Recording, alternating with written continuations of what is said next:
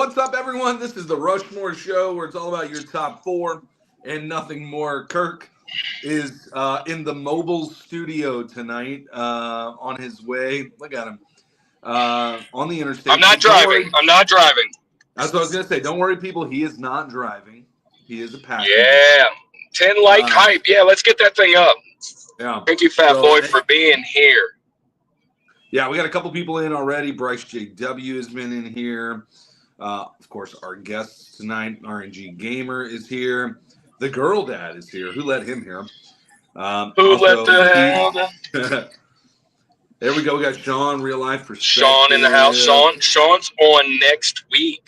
Thank you, Sean, for being here. Mountain Man in the house. Retro Maniac. Jeff Huffstetler in the house. Carson's in the back. C in the house with Cannon. Yeah. What's up, Jeff? Jeff's going to be on the show over the summer, and he's got a pretty cool topic coming up. So I'm not going to be on the screen the whole time. I'm going to settle that out. You're not going to want to see this the whole time, but I will still be here. And yeah, man, I'm actually on my way home to Andy and the rest of our Louisiana family. My niece is the queen of a Mardi Gras parade, and my whole family has been asked to be her court and be in the parade. So it's going to be a really awesome time. We're going down to New Orleans for the Mardi Gras Mambo. And Andy, you are in charge, man. You are in charge now. Poetically Christian Gamer, what is up, man? Thanks for being here. Thanks for sharing all that stuff every day. I really love watching the quote in the scripture of the day, man. So appreciate that.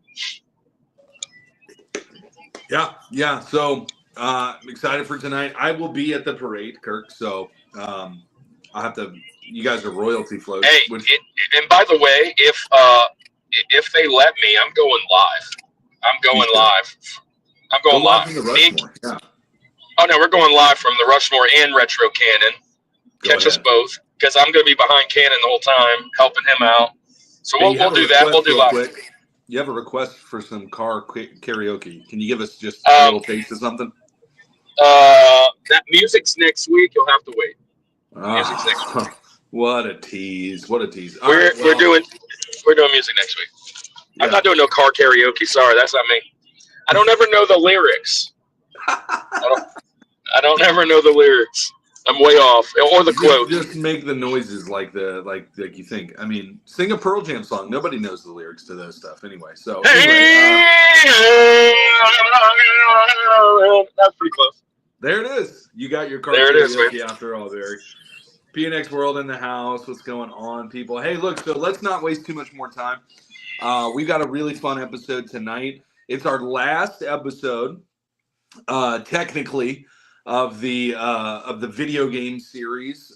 We do move into music, like you heard Kirk say next week. Sean, who is here you go, Real Life Perspective show, is going to be joining us. We're going to be talking about guitar solos next week. Man, my list is banging too. I am so pumped for that. It's an extensive list, but yeah. So, but tonight we are still talking video games, and actually, if you catch our show when we talk nostalgia, when we talk even in music, we'll talk video games. So we'll have plenty of time. If you guys love video games, don't leave us. We're still going to talk video games when it comes up. We have 3 video game, 2 video game music episodes, and we have 2 video game movie episodes. So they're coming.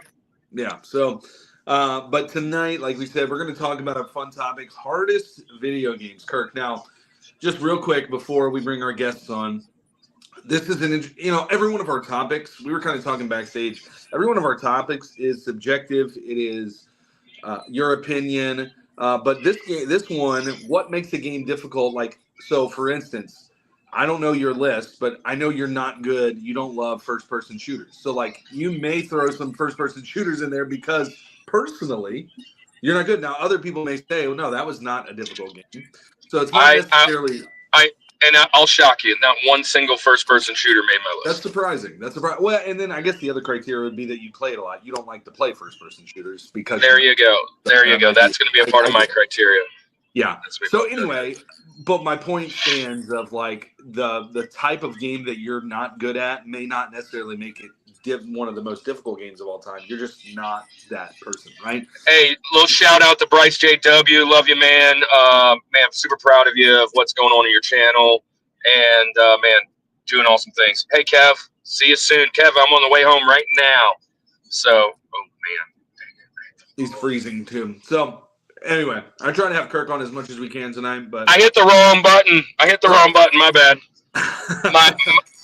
My phone is it's going to screensaver mode. So I went to go tap it and I knocked me out.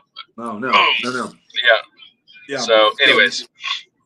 So anyway, let's not waste too much more time. I'm gonna come over here and queue up our video to introduce our friends tonight.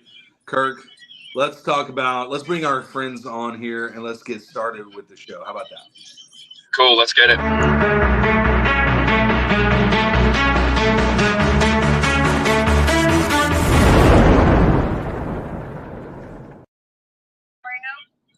All right.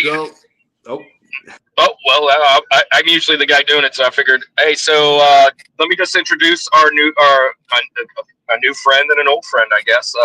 If you guys have been following us a while, you've seen we've had a great list of 14 creators who do video games, and these are the last two that are jumping in with that, this great list that was in that video. And let me just tell you, we're already booked for that is a really expensive car that just went by. That was a Lamborghini. So, anyways, we're coming to the end with video games, but music's already booked, movies is already booked, and we're already starting to book nostalgia. So if you want to be on this thing, you better get on this train now, because we're already in July booking, which is crazy. Because in the past we were always booking like 1 week ahead, 2 weeks ahead. Now we're like almost 6 months ahead. But we got two friends coming on. First one I'll introduce is a guy. He is one of our favorite Canadians. We've got a couple Canadians that come and join us. And he joined us last year right about this same time.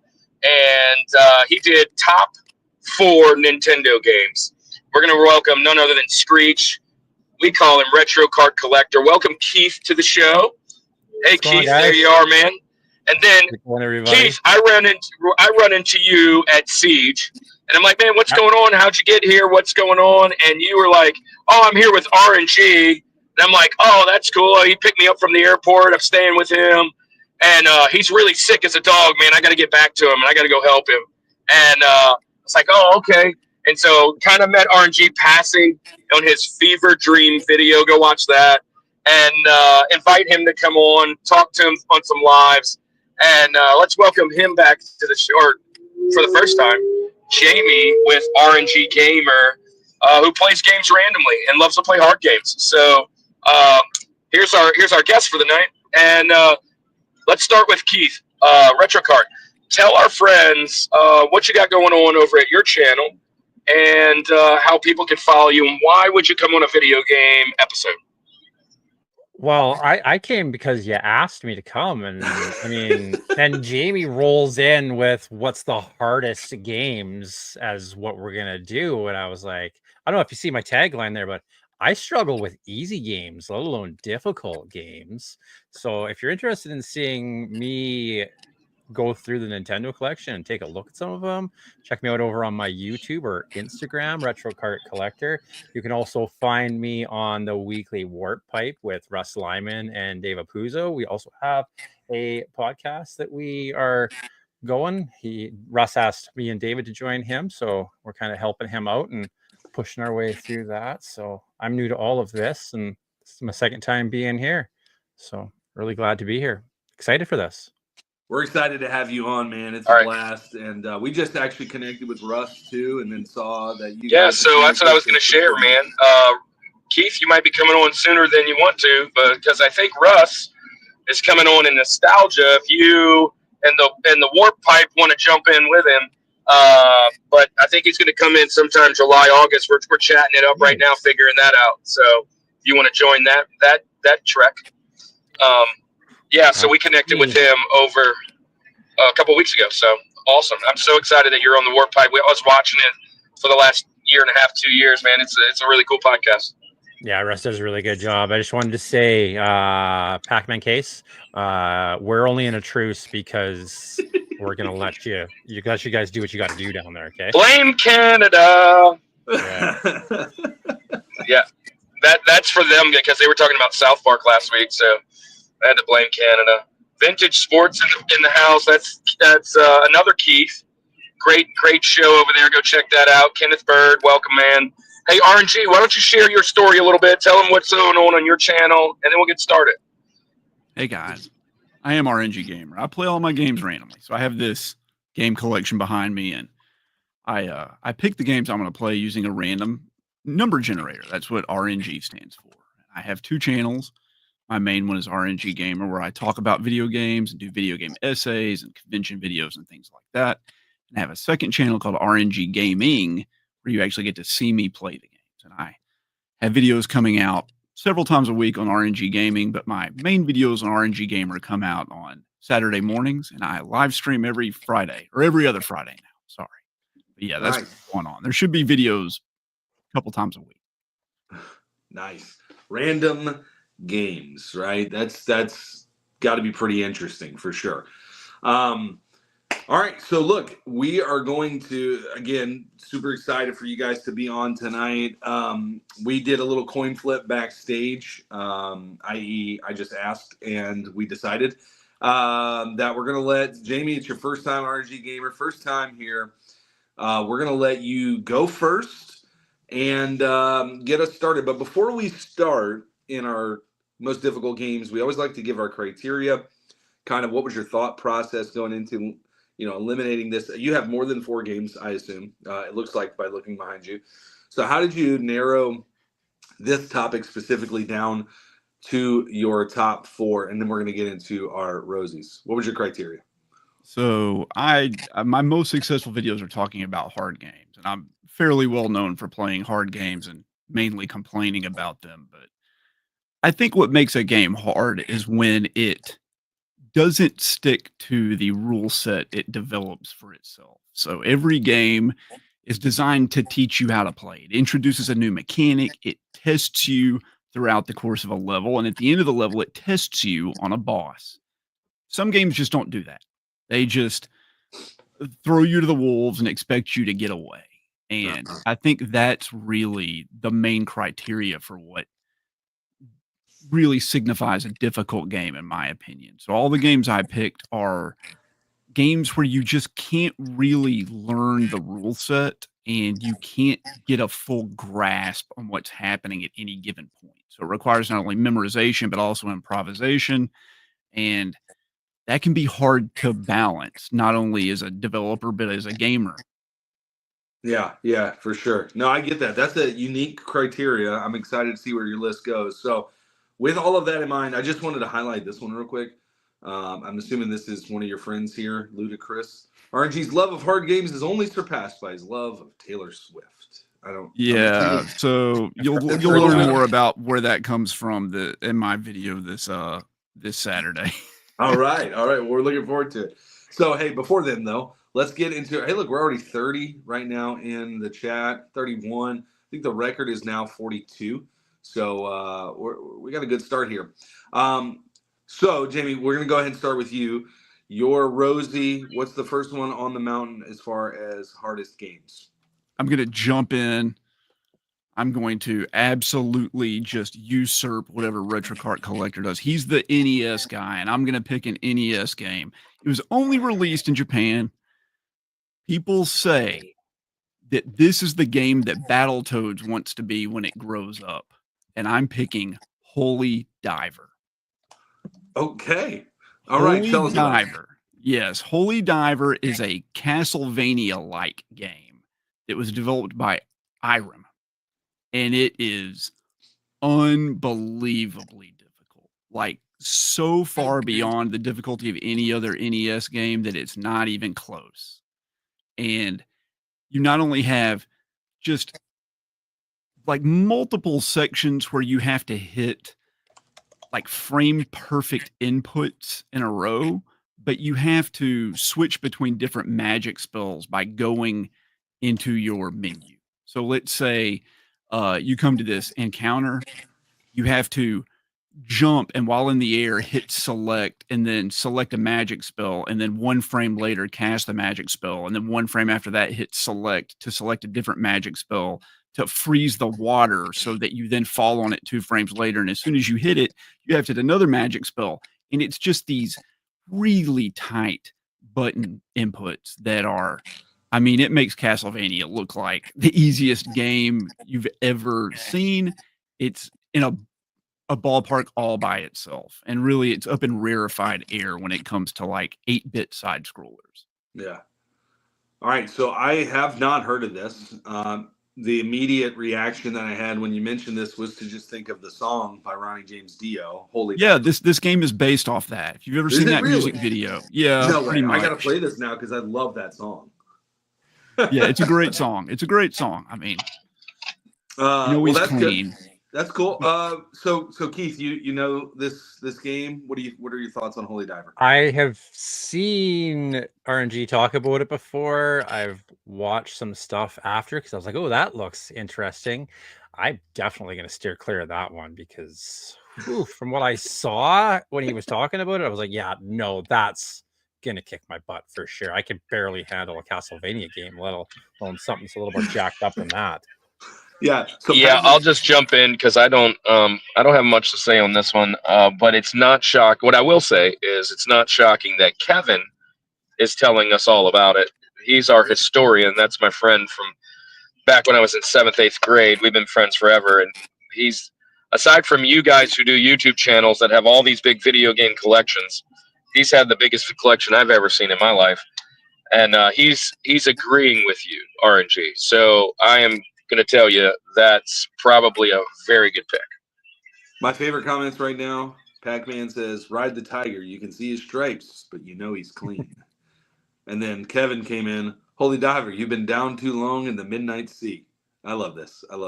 Yeah, that's all my brain thinks of. But I'm Googling it as we're talking about it. It looks cool. Looks very Castlevania-esque. I get that. So I see that.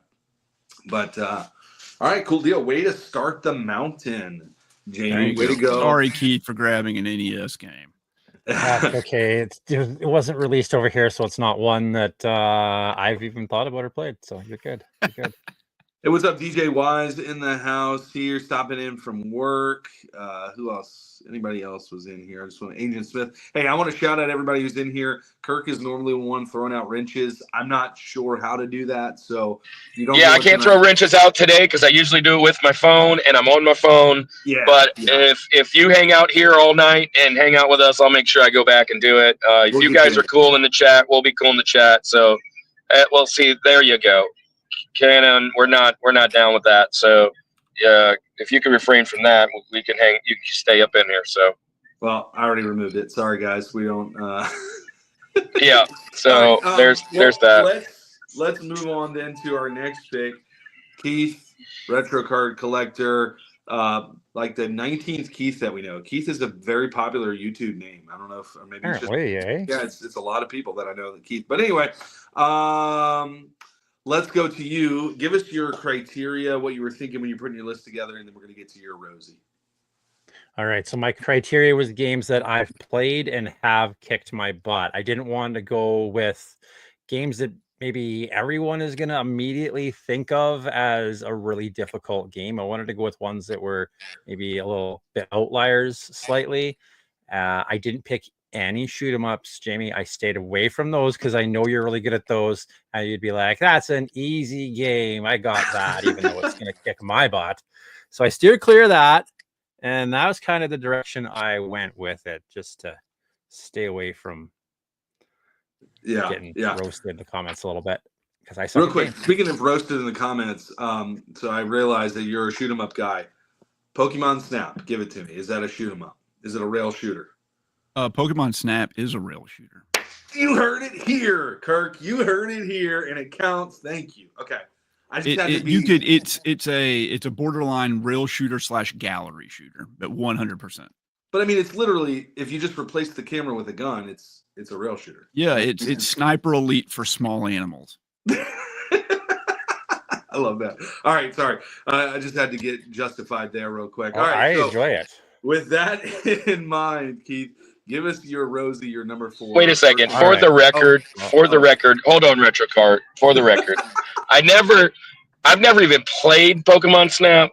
I never said it wasn't a rail shooter. I'm just saying that was your George of shooters. And that was the comment. Not that it was a rail shooter or not. It was the fact that that was what you went with for your number 1. No, it wasn't my number 1. Star Fox was my number 1. Star Fox. I stand corrected, but it was still on your mouth. It was in my top 4. But either way. All right. So we're gonna stop interrupting you, Keith. Let's go to you. You're number 4. You're Rosie. What you got? I am gonna go with. Let's see here. I've got a list written down because I'm not gonna remember all of these. I think RNG might enjoy this one because he's definitely talked about it. I picked a Super Nintendo game for my number 4. It's gonna be The Lion King on the Super Nintendo or the Genesis, whatever version of that punishment you want to play. Yeah, And tell us about it. I picked it because like level 2, that monkey area, who develops a game and puts this random puzzle in where you got to flip the monkeys around and figure out which way you got to have them turn so they'll throw you. If you don't know which monkey that's going to toss you to complete that little puzzle, unless you look it up, as a kid, I would have had no idea. It was all trial and error. And if that's not the worst part of it, once you get past that first, when you finally figure that monkey level out, you have to like jump and grab hippo tails and swing. But like that interaction box is super weird. It's not the center of, because you're going to jump, you think you're going to grab on the center. No, it's to the right or the left. So good luck figuring that out and actually getting a hold of it to even make it to the next area where you've got to flip-flop these monkeys around and 2 areas worth of it. Like, I've never made it past that. If I can't make it past level 2 in a game, I'm going to say it's a difficult game. So That's right. Lion King on the Super Nintendo is going to be my number 4. All right, so that's a fantastic pick. I think what's sick about this game to me is the fact that it was developed and it's colorful and it's music and it's like, oh, kids will love to play this game. Right? Let me crush your dreams. Like immediately. Like it's right away. Like you said, I think that is what, level 2, right? When you level 2, I think, yeah. Yeah. It's like a puzzle. Yeah. Like you have to figure out it's so weird. I hated that game. I don't even know if there's anything past level 2. Maybe there is. But who knows? It is absolutely a difficult game. I totally agree. Absolutely, right? You're going to listen to the first 20 seconds of I Just Want to Be the King or whatever repetitively as you mess it up. So yeah. I get it. Yeah. What do you guys think about that one? That's a good pick. It's a fantastic pick. Obviously, it's on my tagline there, but yeah, this is widely considered a very hard game, and my experience with it is very small, only because I never had it, but I did play it. As a matter of fact, I think it was on the infamous system I always talk about with Kevin. But I've only played it very little, and then recently I replayed it. And yeah, I couldn't get past the second level, and I was like, nah, I'm not trying this anymore. But that whole monkey business with the hippos and all that, flipping from the giraffe to the across, and I'm still stumped. And I was like, nah, I'm done with this. I don't need this kind of irritation in my life. So it's a hard game. It's a Benjamin for me. It was about number 5 or 6. That's hence the reason it was in my tagline there, not to give away anything. Yeah. What about you, Jamie? You were saying something? It's a good pick. Yeah, it's a good pick. I covered it in one of my hardest games videos, and PNX World made a good point that game was designed with the second level being so difficult so that you couldn't beat it when you rented it, and you would be forced to buy it. I will say I played it as a kid, and I did get past the monkey part, but I would always die on the stampede. You're running into the screen and you can't see what's coming. But I went back and played it again for my video, and I beat it on my first try. Really? I think just as an adult, I learned how games control you better. And I was like, I can just tell this is going to be a troll point, and I was just able to, I didn't breeze through it. It took me a better part of an afternoon, and I had to continue several times. but that's a game that gets easier as an adult because Now, it's not so technically difficult. It's just Yeah. like they troll you, and as an adult, you're used to getting trolled. So it felt better, but it's still a super hard game. How was that game? And I don't remember. I haven't played it actually in a while. How was that game on like the lives and like the restarts and stuff? Were you able to? Did you have to start everything back over after a certain point, or could you save? So it restarts when you die. You go to a checkpoint, and when Okay, you continue, you start back at the beginning of the level, I believe, and then you get like maybe 5 continues. So you have about like 15 lives to beat the game. Yeah. But if you can So- get through the And monkey power up, swinging, right? and there's no death with the monkey swinging, it's just irritating. If you can get through that and through the stampede, the rest of it's like smooth sailing. It's just really slow. Like literally, if you just tap like forward, like punch or swipe, like forward, swipe, Yeah. you'll get through the game. Yeah. I mean, I don't want the games to be so easy that it's just not even enjoyable, but there's a different level there. I think the redeeming quality, somebody in here said it, I forget, it was up there, but the redeeming quality of the game is that at least the soundtrack was great. Yeah. You know, it at is least pretty there's good. that. While you can't be that mad listening to I Just Can't Wait to Be King. You know? It's Disney quality, right? Like it is a Disney quality game aesthetically, right? Yeah, But Yeah. absolutely. it's definitely But Virgin frustrating. Interactive developed it, and they literally have no idea what they're doing when it comes to game design. Nice. Yeah. Well, Just nothing. Every one of their games, you're just like, what are you doing? have Like, you played a video go back game? to making phones and airplanes. What are you Right? freaking? Like, what are you doing? Oh man. Hey, just to catch up on comments again, I'm seeing a lot of people in here. I love the chat that everything's going on here. We got aquatic fish in the house. Said ET is one of his picks there. So that may be mentioned later. Who knows? Just because he doesn't even know what you're supposed to do in that game. And like many people probably. All right, well, I'm gonna move on to mine and my criteria. So my criteria was always just so I had to play the game. I mean, that probably goes without being said. I was thinking, what are my favorite games that are difficult, right? Like the games that I love to play, but which ones are the most difficult out of that group, or have at least difficult levels or elements to the game. The game itself may not be as difficult overall, but there was a time in my life where I would rage quit these games. They were frustrating for different reasons. And yeah, all of them are going to be nostalgic to me.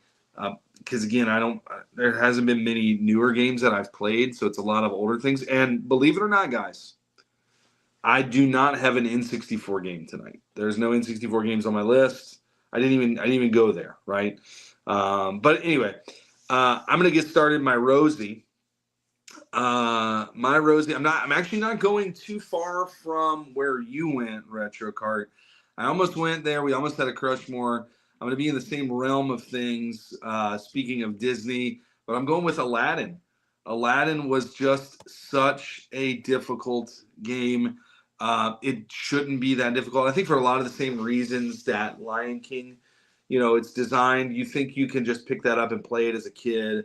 In the 90s when Aladdin is out there, it's cartoony, it's fun, but man, is it difficult. If I remember correctly, I played this not that long ago, maybe a year ago or so. It's at a buddy's house, and like the jumping makes things difficult. The jumping is not as fluid as you would like it to be. But this game just was so frustrating. So I played it on the Super Nintendo. I had it on Super Nintendo, but I'm seeing Jeff said that he prefers the Genesis. Maybe it's easier on Genesis. I don't know. I didn't play it on that one. I had it on Super Nintendo. But this game, again, redeeming quality, the fact that it's Disney, the fact that we have this familiar character and that. But other than that, man, dude, this game was way more of a challenge than it needed to be. And that's why it's going to be my list. My number 4 on my list, Aladdin for the SNES.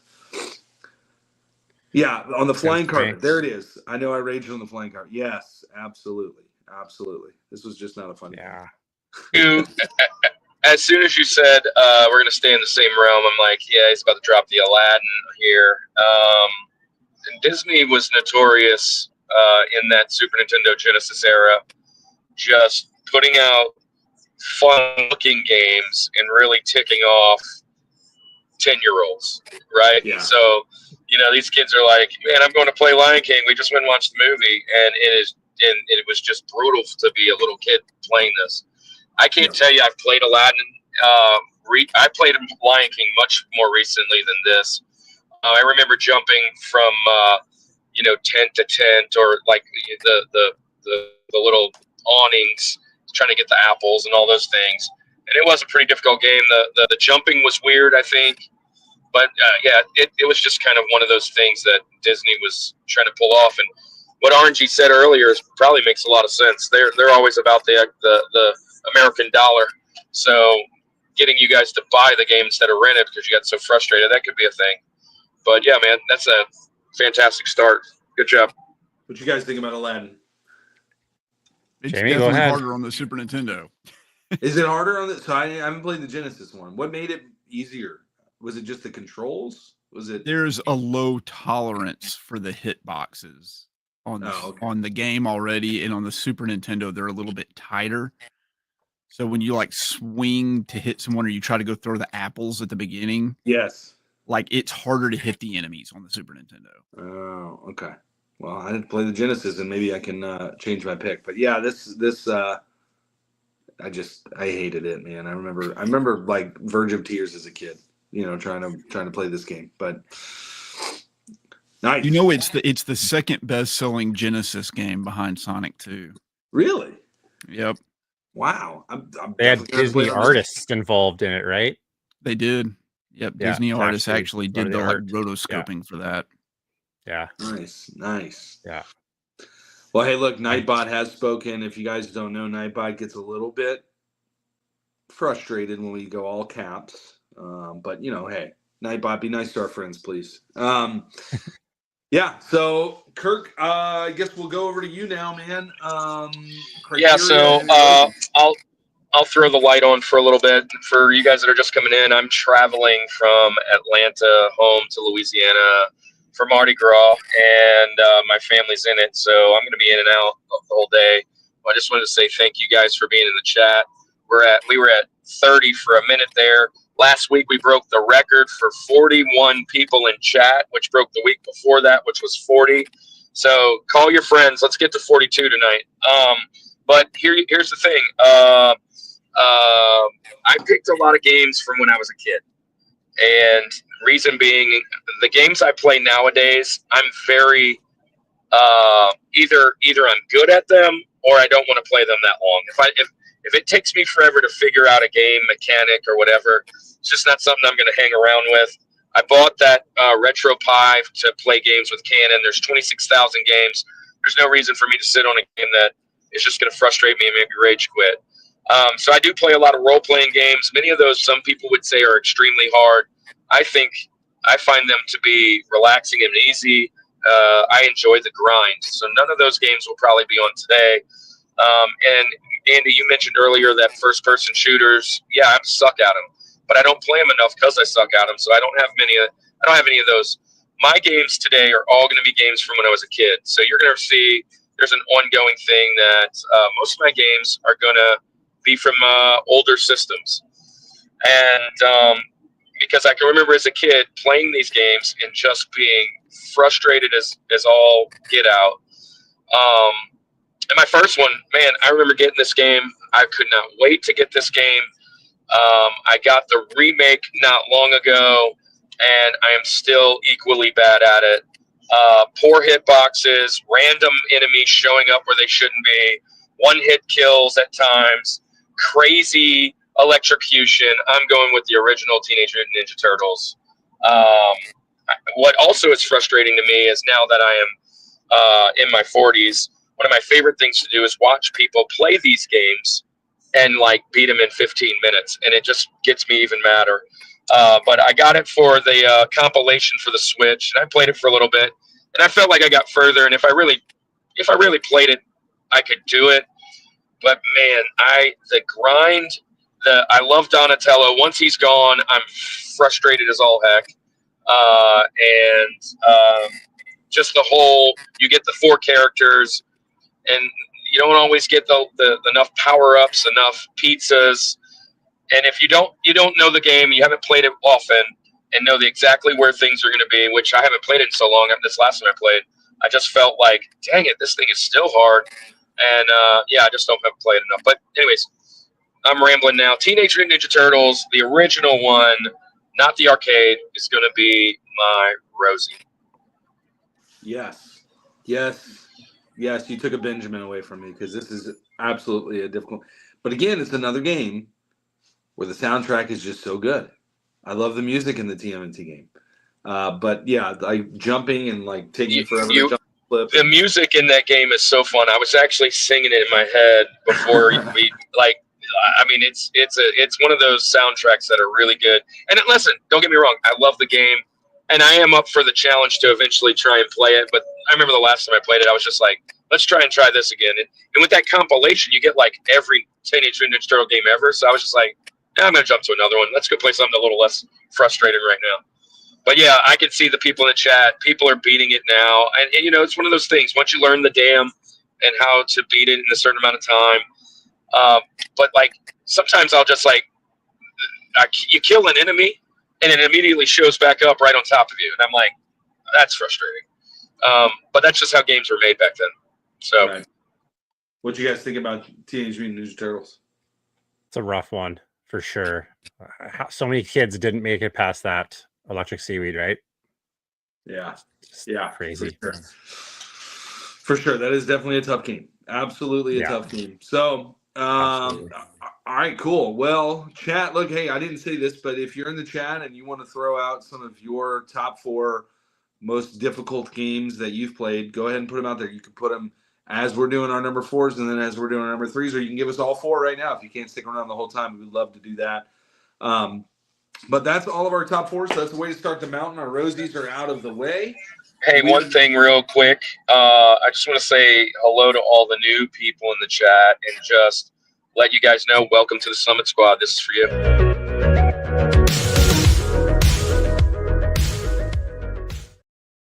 And look, that's just an easy way just to say thank you for you guys coming and joining us. This might be your first time. It might be, you might have just come around because of our guest. You might have come in just because of our series. We do 6 topics year round, and we've already got music and movies booked coming up throughout the summer. If you want to be on the show, Instagram us, hit us up in the DM. We'd love to have you. If you want us to be on your show, let us know. But man, thank you. And like Andy said, follow along in the chat with us and drop your top 4. And we love you guys. Absolutely. Hey, Barry just asked if you're in Alabama. I don't think you'd be in Alabama yet, huh? I am. We are not yet to the line. We're almost there. We're almost to the Alabama line. Nice. All right. Well, let's move on now then to our number 3, which we call our TJ Jazzy Jeff, right? For Thomas Jefferson. Let's come back to you, Jamie. We're going to circle back around. What is your 3rd most difficult game on your list? Well, I know we've all been waiting for this. It's right on the tip of everybody's tongue. It's the game we're all anticipating being on this. I'm going to go ahead. I'm just going to drop it right here in 3rd place. Say it with me. Mushihime Sama Futari version 1.5. I know. That was it. Obvious pick. Can I buy a vowel real quick? You took one of my Benjamins. I know. Dang it! I cannot believe it. Mushihime Sama Futari is a shoot 'em up developed by Cave, and it's the sequel to the original game. And they got mad because they tried to design the hardest shoot 'em up ever made. And remember, these are arcade games in Japan that are designed to like steal your money. Some people claimed that the first game wasn't hard enough, so they ramped it up to a difficulty that's literally almost impossible. So I got the 1 credit clear on Mushihime Sama, which means I beat the game on 1 essentially quarter. Like an arcade game, you put in 1 quarter and you beat the whole game.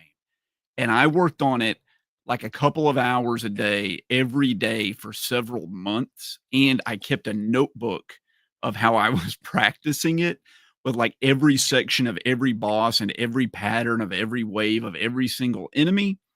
And the only reason I was ever able to do it was because I played the Xbox 360 port, and it has about like 15 checkpoints per level that you're allowed to start at to practice. And even then, there were sections of that game where I had about a 10% chance of getting all the way through it without dying. And I had to have a run where I hit that 10% chance like 20 different times. It's an unbelievably difficult game. And the last boss often tops the list of the hardest game bosses of all time. So if you want to check out Mushihime Samafutari, we're talking about a game where there's so many bullets on the screen that there's less space on the screen without a bullet than there is with a bullet. And you're like micro tap dodging between the bullets at like breakneck speed. It's an unbelievably difficult game. Probably the hardest game I've ever really mastered. And for a little while, I was like ranked top 10 in the world in that game, and the only person in the top 100 that wasn't in Japan. Wow. I'm Googling it right now just for the spelling, because I'm trying to figure out how to even spell this, and I just found it.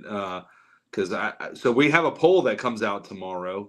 If you guys have not noticed yet, if you go check out our Instagram, we will have a poll that comes out tomorrow, and you'll be able to vote on which one. And I was just like, I was stressing because I was like, I got to learn how to spell this thing so that I can put this poll together correctly. And I found it. But yeah, I, believe it or not, have not played this game. So I thought everybody played it, right?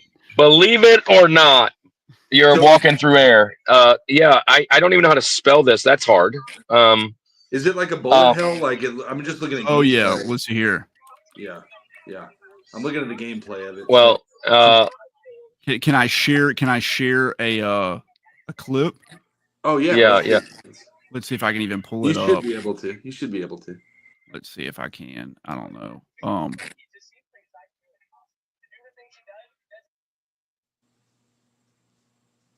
Yeah. Share screen. Here we go. Here we go. Yeah, let me add this one in there. There it is. This is just kind of like a one phase. Or it's playing another commercial. I'm sorry. Pantera. There you go. Come on. Pantera. Man, that might be on our coming up soon. Yeah, maybe so. So this is like. Look at this. That looks like. This is the second stage, by the way. Very. How do you? Hold on, wait. This is the beginning. This is the end of the game. So here, I'll skip ahead. How do you even do that? That's like. Wait, this is just the warm up. Just get ready. Here we go. So it looks like this pretty much for a large portion of the game, and the goal is to get so many bullets on screen that you like cause the game to slow down to a point where you can actually weave your way through these bullet patterns. Oh my! How do you weave your way through that bullet pattern? You spend hundreds and hundreds and hundreds of hours practicing. Yeah, exactly. Yeah. Oh my gosh, that's crazy. Well, I'm just gonna go and announce it. RNG, you win this week for the hardest games because this isn't even the hardest game yet. Remember, if this is your number 3, if this is your number 3, you win. You win. Anyway, here we'll do just the last little bit here. And what isn't shocking to me is Kevin's in here like, man, I love my shmups, and he's in here spelling it because Kevin's playing this. Yeah, Kevin, if you're not following RNG, you should be, because you guys would love each other. Man, I see a lot of new people in the chat. Thanks for being here, guys. Thanks for being here. Drop your top 4, man. Wow. Top 4 hard games. Yeah, no way I was picking to shoot him up, because that game is exactly why I know Jamie is good at them. Yeah, so, I am. I'm not even picking one of those. Ain't happening. And that's in the same genre of games as Pokemon Snap, believe it or not. So they're in the same. They're cousins to each other. They're very close, very related. They could be. And Pokemon Snap is difficult. Have you tried to get a Mewtwo? I mean, like, come on. It is difficult. It actually, well, anyway. I'm just being silly. Yeah. I don't even know if it's hard to get a Mewtwo. All right. Well, that's a good pick. That's, I guess. I mean, it obviously looks difficult. So I totally agree with you there. Let's move on to Keith Retrocart. Number 3 on your list, CJ, Jazzy, Jeff. Where are you going to go? Retrocart, you got to run up him. Oh, that's maybe. I don't know. Maybe. Let's go. We'll see. Let's We'll do see it. how this goes here. All right. So I picked a sequel on the NES to a game that a lot of people absolutely love. And this one, they changed it all up and made it different. And it can be very difficult. I picked Legend of Zelda 2, The Adventure of Link. Yes. Because it is incredibly difficult, especially the end. Like, you got to do a lot of grinding for that final area and that final boss. Yeah. And then when you make it through him, there's just another fun little surprise awaiting you, right? Like, I played this for like a week straight because I was committed to beating it. And I literally, the last area, the last boss, by the time I finally finished it, I had a blister on my thumb from trying to do the attacks and everything involved with it, because you're swapping spells and doing attacks. And I don't know. I feel like I got this one for Christmas, not this particular copy, but I got this game for Christmas, and I'd never played the first one. So I honestly thought that's what a Legend of Zelda game was like. And I was like, what is the hype about? So I didn't even realize that how good the first one is, because this was the first one I played. And it's just incredibly difficult, right? Yeah, it's so different. I mean, the side scrolling, right? Not the overhead. I mean, it's a totally different game here. But yeah, this is another one of those ones that was on almost every list that I pulled up. As I'm just like doing a little research and stuff. And I did not play this one as much. I've played it before, but I definitely played the original. And then I'm an N64 guy, so I mean, I play Ocarina like crazy. Played Majora's Mask, GameCube, played the Wind Waker. You know, a lot of in the Zelda line of things has been amazing. But this is not one that I've played a ton of, I guess, to know that it's difficult. But it did show up on a lot of those lists. So. Yeah. Kid, 1980, what is it, 7? I think the regular Zelda came out 86, 85, whatever it was. I would have probably been like 7 or 8.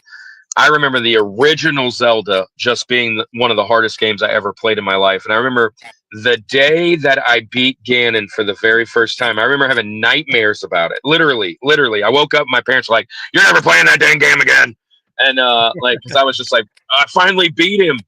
And then Zelda 2 came out, and I think what was my saving grace for Zelda 2 was I was a little older, 10, 11, 12, and I had a full line of strategy guides, full line of Nintendo Power, full line of whatever.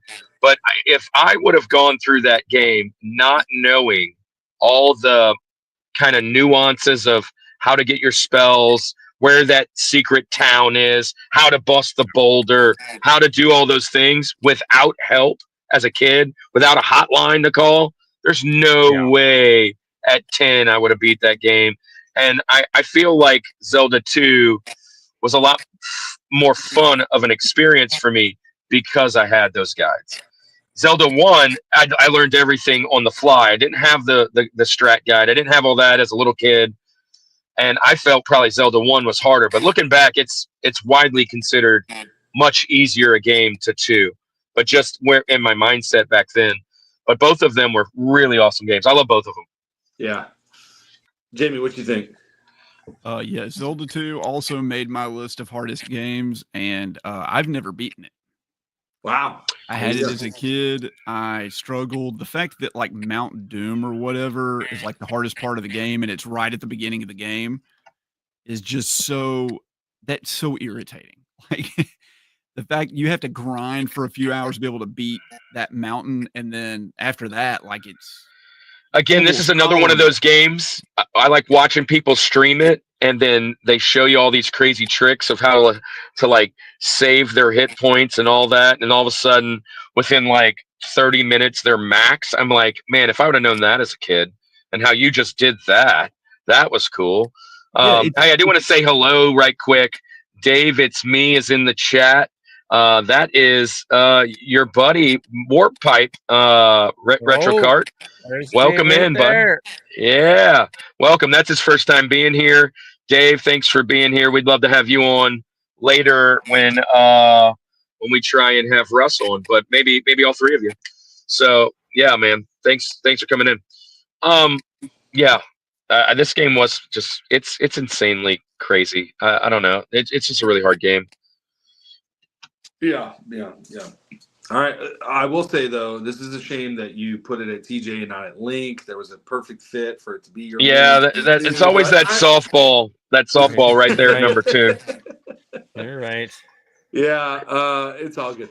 It's all good. Hey, I'll go into mine. We're still trying to taunt Nightbot. Barry is trying to pick on Nightbot too, so we'll see. I'll go to my next one. So again, reminder of criteria. There were windows of time where these games were extremely difficult for me.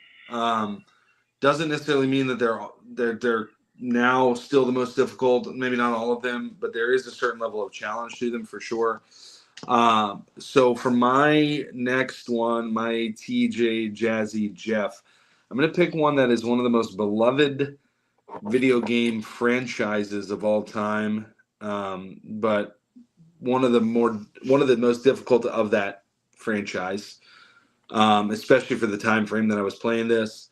I'm going to go Super Mario Bros. The Lost Levels. The Lost Levels. Now, this was just it was totally I mean, it was still Super Mario Bros, right? But the layout of these levels and the different challenges that they threw out there, or like, again, the layout, the jumps that you had to make and stuff were way more challenging than just Super Mario Bros, right? Or any of the other really Mario games of that time. They all had a certain level of challenge, but this one, not quite to the level. If you've seen the YouTube videos of the people who mod the levels and make these like crazy things, not certain definitely to that level, but certainly had a different level of challenge, right? I remember playing this. I think this was on, if I'm not mistaken, was on the Super Mario All Stars one, where you could select between all the different ones you could play. This is how I played Super Mario The Lost Levels, but I found out apparently, and maybe you guys can correct me if I'm wrong on this. This was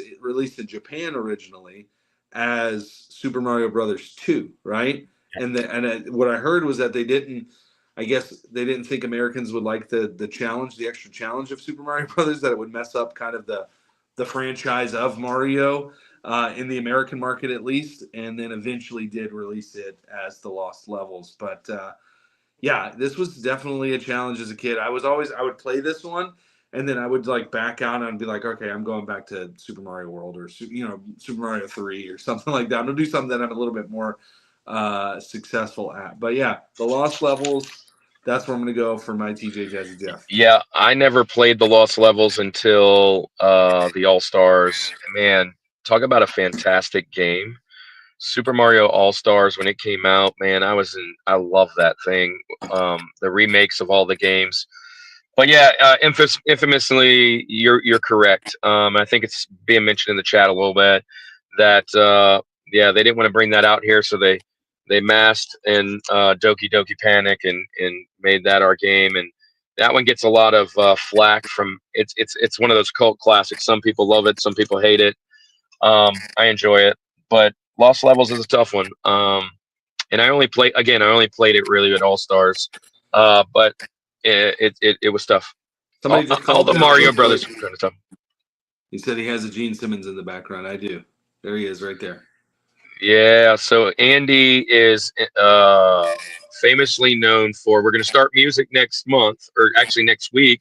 Sean was in the chat just a minute ago. Fox Gaming's in the chat. He's going to do boss levels, but let me turn my screen this way, and that's going to be week 2.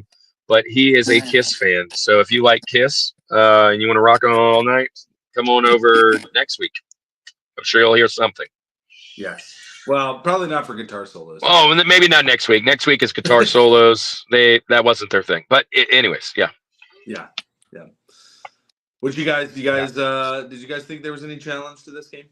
It's like trial and error, right? Like it's just difficult to be difficult, which isn't really what. When I think of a Mario game, I think of like a fun little adventure. This is just like maybe you'll make it, maybe you won't. You got to keep on playing it. It's like Mega Man-esque almost. You got to keep on trying it to figure it out. Otherwise, you're not going to make it through it, right? So I think the Super Mario Brothers that we got is definitely better. They probably could have brought the Lost Levels to Canada because we probably wouldn't have minded. I don't know about you Americans though. You guys might not have liked it. I get it. I get what they were thinking. I get it. Wait, coming from the guy who says games are hard, easy games are hard. I don't know. They probably should have. They probably just should have sent it right to Alabama, and then we would have been able to market. Yeah. We would have just I played it on the actual Famicom disk system, and the spring that moves the head that reads the disc on my disk system is like worn out, and I have to open the top of it and like push the head at the right speed to get it to load. And I would repeatedly get halfway through it, and it tells you to flip the disc, and then I wouldn't get it to load, and it would crash, and I'd have to play the first half of it again. So I'm like a master at the first half and could just barely one time make it through the second half of the game. That's hilarious. That's hilarious. I bet it wasn't hilarious back then. But, though? I did it like 2 years ago, like right before I started my YouTube channel, like 2.5 years ago. Nice. All right, man. Well, I guess it's my turn. Yep.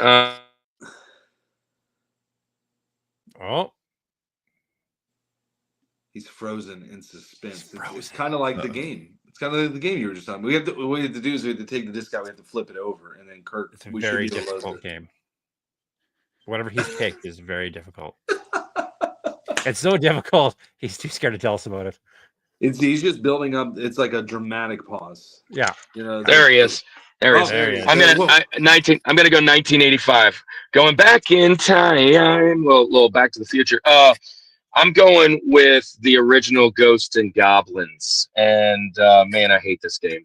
I love the franchise. I love this game. Actually, I remember as a kid playing this game and getting all the way to the end, like Red Devil or whatever the heck his name was, and then beating him for the very first time. I don't know. I was probably a teenager when I finally did it. This game's so hard. One, you only get 2 hits. You lose your armor. You find other armor. But the hitboxes are crazy. The jumps are terrible. Once you jump, you can't stop. You're like no, and you can't bring him back. There's no secondary jump. There's none of that. And some of the enemies were just really irritating. But the whole franchise is known to be extra difficult. And I remember beating it for the first time, and then them telling you didn't really beat the game. You have to do it again, and it's even harder this time. And I was just so frustrated. I'm going with Ghosts and Goblins. You can go Super Ghouls and Ghosts. You can go Maximo even, which I love that game on the PlayStation 2. They're all hard, but the first one set the standard for me. I remember just grinding and hopping up on that pirate ship part. It's just a hard game. My TJ Jazzy Jeff tonight is going to be Ghosts and Goblins. Nice. All right. Did you guys play this one a lot? Yeah, I've never beaten it on the NES. I have the arcade 1-up of it, and I've beaten it on there because you can put in infinite quarters. And I played Ghouls and Ghosts back in October on the Genesis, and I beat it in one sitting on a live stream. Nice. It is not nearly as hard as the NES version. It's like 60% as hard. So if you want to try to beat a Ghouls and Ghosts game, you want that experience, but you don't want to rip your hair out, try the Genesis version of it. It's actually doable. So Genesis, what I'm hearing is Genesis just made things easier for people. It was that blast processing, 100%. Yeah. But Kevin says it's just a crappy port. Yeah. Yeah. What a classic. Yeah. It was I've not played it that much. I don't even think I've played it really. So I did see on the again, I'm gonna keep referencing the videos that I pulled up, that this gameplay and everything, that it was, many people do consider it to be one of the more difficult. Grailbound, I agree. I love Maximo. It's probably one of my underrated on PlayStation 2. I love that game. It's fun. Yeah. All right. Well, there you go. That is our first. Steve says he beat it as a kid, and Poetic says got to play it on SES. It's much more difficult. So, hey Andy, why don't you get our friend right here up and ready, and then I'll send them to you. Hey guys, so real quick, you guys, we've been parked for quite some time. My family's eating while we kind of chat. But I want to chat with you guys about something that's really important to us. I know there's 35 on you, and not everybody here is Christian. So I do want to just shout out, we are a Christian channel. We're not a Christian channel, but we're not a Christian channel.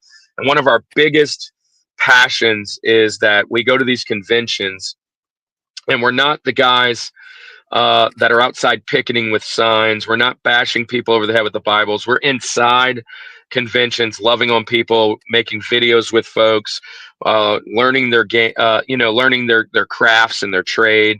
And then these amazing creators of these conventions invite us to kind of preach a church service. Both Andy and I are youth pastors and missionaries. And our new missionary love is what we're calling right down here Reboot. And it's an unconventional ministry, and we're going in conventions and just sharing what God's done in our life. Both Andy and I are well over 10 years, or I'm over 10 years sober. Andy's approaching 10 years sober. And we just have a crazy testimony. We'd love to tell it to you. This isn't the place, but we love to kind of just share what we're doing in this space. We thank guys like Davey Lusko, Ben Robert, Corey Daggerpont for welcoming us into this amazing conventions. And our next convention is St. Tammany Collectors Con in Mandeville, Louisiana, the 1st of May. So the first weekend in May, we're going to be over there, Mandeville, Louisiana. Last time in Mandeville, we went and I preached a message on Darth Vader, because the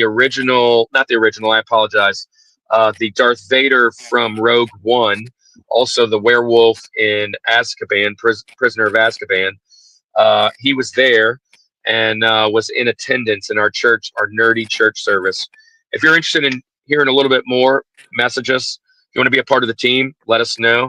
And you can check out our nerdy sermons on our homepage, as well as every guest host, including our friends here, are all on the homepage. We have great playlists out there. Go check our homepage out, man. It's really amazing.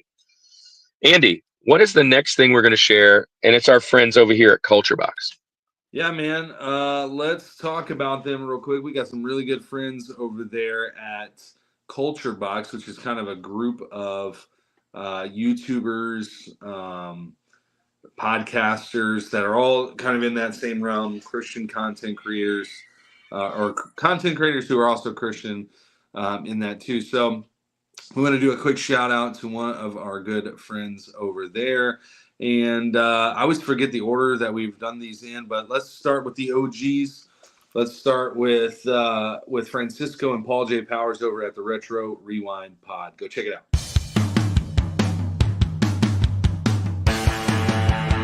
Every other week, join the Retro Rewind Pod as they travel back 15 or more years along the entertainment space-time continuum in their mission to review movies and games, establishing what is still worth your time today. Expect fun banter and trivial insights from Francisco, Paul, and rotating guest hosts who are all out of time. There you go. That is the Retro Rewind Pod. Good friends of ours. Go check them out. Let them know that the Rushmore show sent you there. Now, Andy, we got one more thing, man. You got to share with our friends Retro Rewind podcast, but the official Rushmore show coffee. Yeah, man. If you guys are coffee fans, why don't we check out the official coffee, like Kirk just said, of the Rushmore show, Village Coffee. Let's face it, at-home coffee can be pretty stale. Coffee at home doesn't have to be boring. The Village Coffee is here to deliver the flavor. The Village Coffee roasts coffee every week and sells online. Go to villagebeans.com to order your coffee today and use discount code RUSHMORE for free shipping. There we go. If you love coffee, like I said, use that code and you'll get free shipping. It is fantastic stuff. Yeah, it's great coffee, guys. I will vouch for it, and I can't wait to have a cup in a few days. Yeah, it's gonna be a blast. So, hey, let's go ahead and get started now with our second half of the mountain. I saw somebody came in here and was wondering where RNG Gamer was. He's here. Don't worry. He's here. And you're actually going to hear from him in just a second here. Thank you for being here, Mecca and Jacob. We're the Rushmore Show, and we appreciate you being here. Yeah, absolutely. We do. So, Jamie, let's go ahead and then move to you now. Link, second half of the mountain. So we're in our number 2 pick. These are usually, I can't speak for you, but usually for me when I'm picking, I normally know my number 1 right off the bat. My number 2 is usually kind of in there as well, depending on the topic. So what's your second most difficult game? If it's more difficult than the last game, I already have anxiety. So let's see what you got. This is a self-indulgent pick. I had to go with this as a self-indulgent pick because I'm playing this game right now. I'm live streaming it on YouTube on Fridays. People love to use the terminology something is like harder than Dark Souls. What people don't know is that Dark Souls was a spinoff of a game called Demon Souls. And that was a spinoff of a series called Kingsfield. Well, after Kingsfield 1 and 2 came out on the original PlayStation 1, FromSoft made a spinoff to it that's an even harder version of that. And it's called Shadow Tower.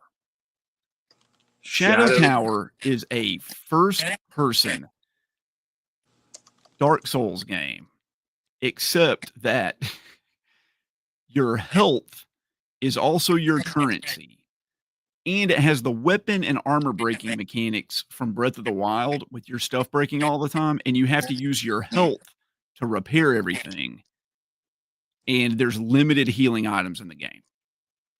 So you can literally play like 30 hours of this game and get to the point where there are no more healing items and you can't continue. It is the most ruthless, unfair, trolly game I think ever played. It's definitely the most frustrating game I've ever streamed. And if you want to watch my frustrations with it, you can check it out on my second channel, RNG Gaming. I edit down all my live streams into these like 20-minute highlight reels. In this game, I'm talking about enemies shooting you through walls, taking damage during loading screens when you can't do anything. Oh, no. Enemies shooting you before they spawn in. So like the damage loads in, but the enemies don't load in. Oh my It is ruthless and it is painful.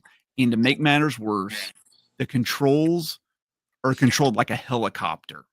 So to look up and down, you use the R2 and R1, and to move left and right, you use L2 and L1 and the analog stick. It is everything about it was designed just to make you hate the game. And I have played through it now. I'm like, I don't know, flipping 13 hours into it or something. And it is just, I had to start over. I literally had to start over the first stream of it. I used like 3 healing items, and they're like, if you use 3 healing items in the first 2 hours, you can't ever finish the game. And I'm like, I'm glad someone told me that now and not like 20 hours down the road. But you should definitely check out Shadow Tower. The best way to do it is to see my playthrough. Okay. Because I don't know what I'm talking about. Yeah. So let me just jump in real quick. I have been watching you play this game over the last, couple live streams. And this is the one when I kind of just sent in this game would be the bane of my existence. The whole, like you said, L1, L2, R1, R2, that would just drive me crazy. On top of the mechanics, this game are really kind of weird. And man, your character just looks so extremely slow. Like he's loading up, and the enemies always get you in a half a swing. I'm like, man, this game is just brutal. And I've watched it kind of lurking while I'm doing homework and stuff. And I'm like, man. And I had mentioned to you, I think you might have missed it in your comments. I was like, if you don't put this one on the show in a couple days, I am very interested. What's harder than this? So, I had to put it on the show. Yeah. I imagine it's one of those games that if you know how to play it, it's not that bad. But like the threshold of learning how to play it, it's like an astrophysicist, like explaining to a junior in high school how to do basic physics, and the junior in high school is like dying.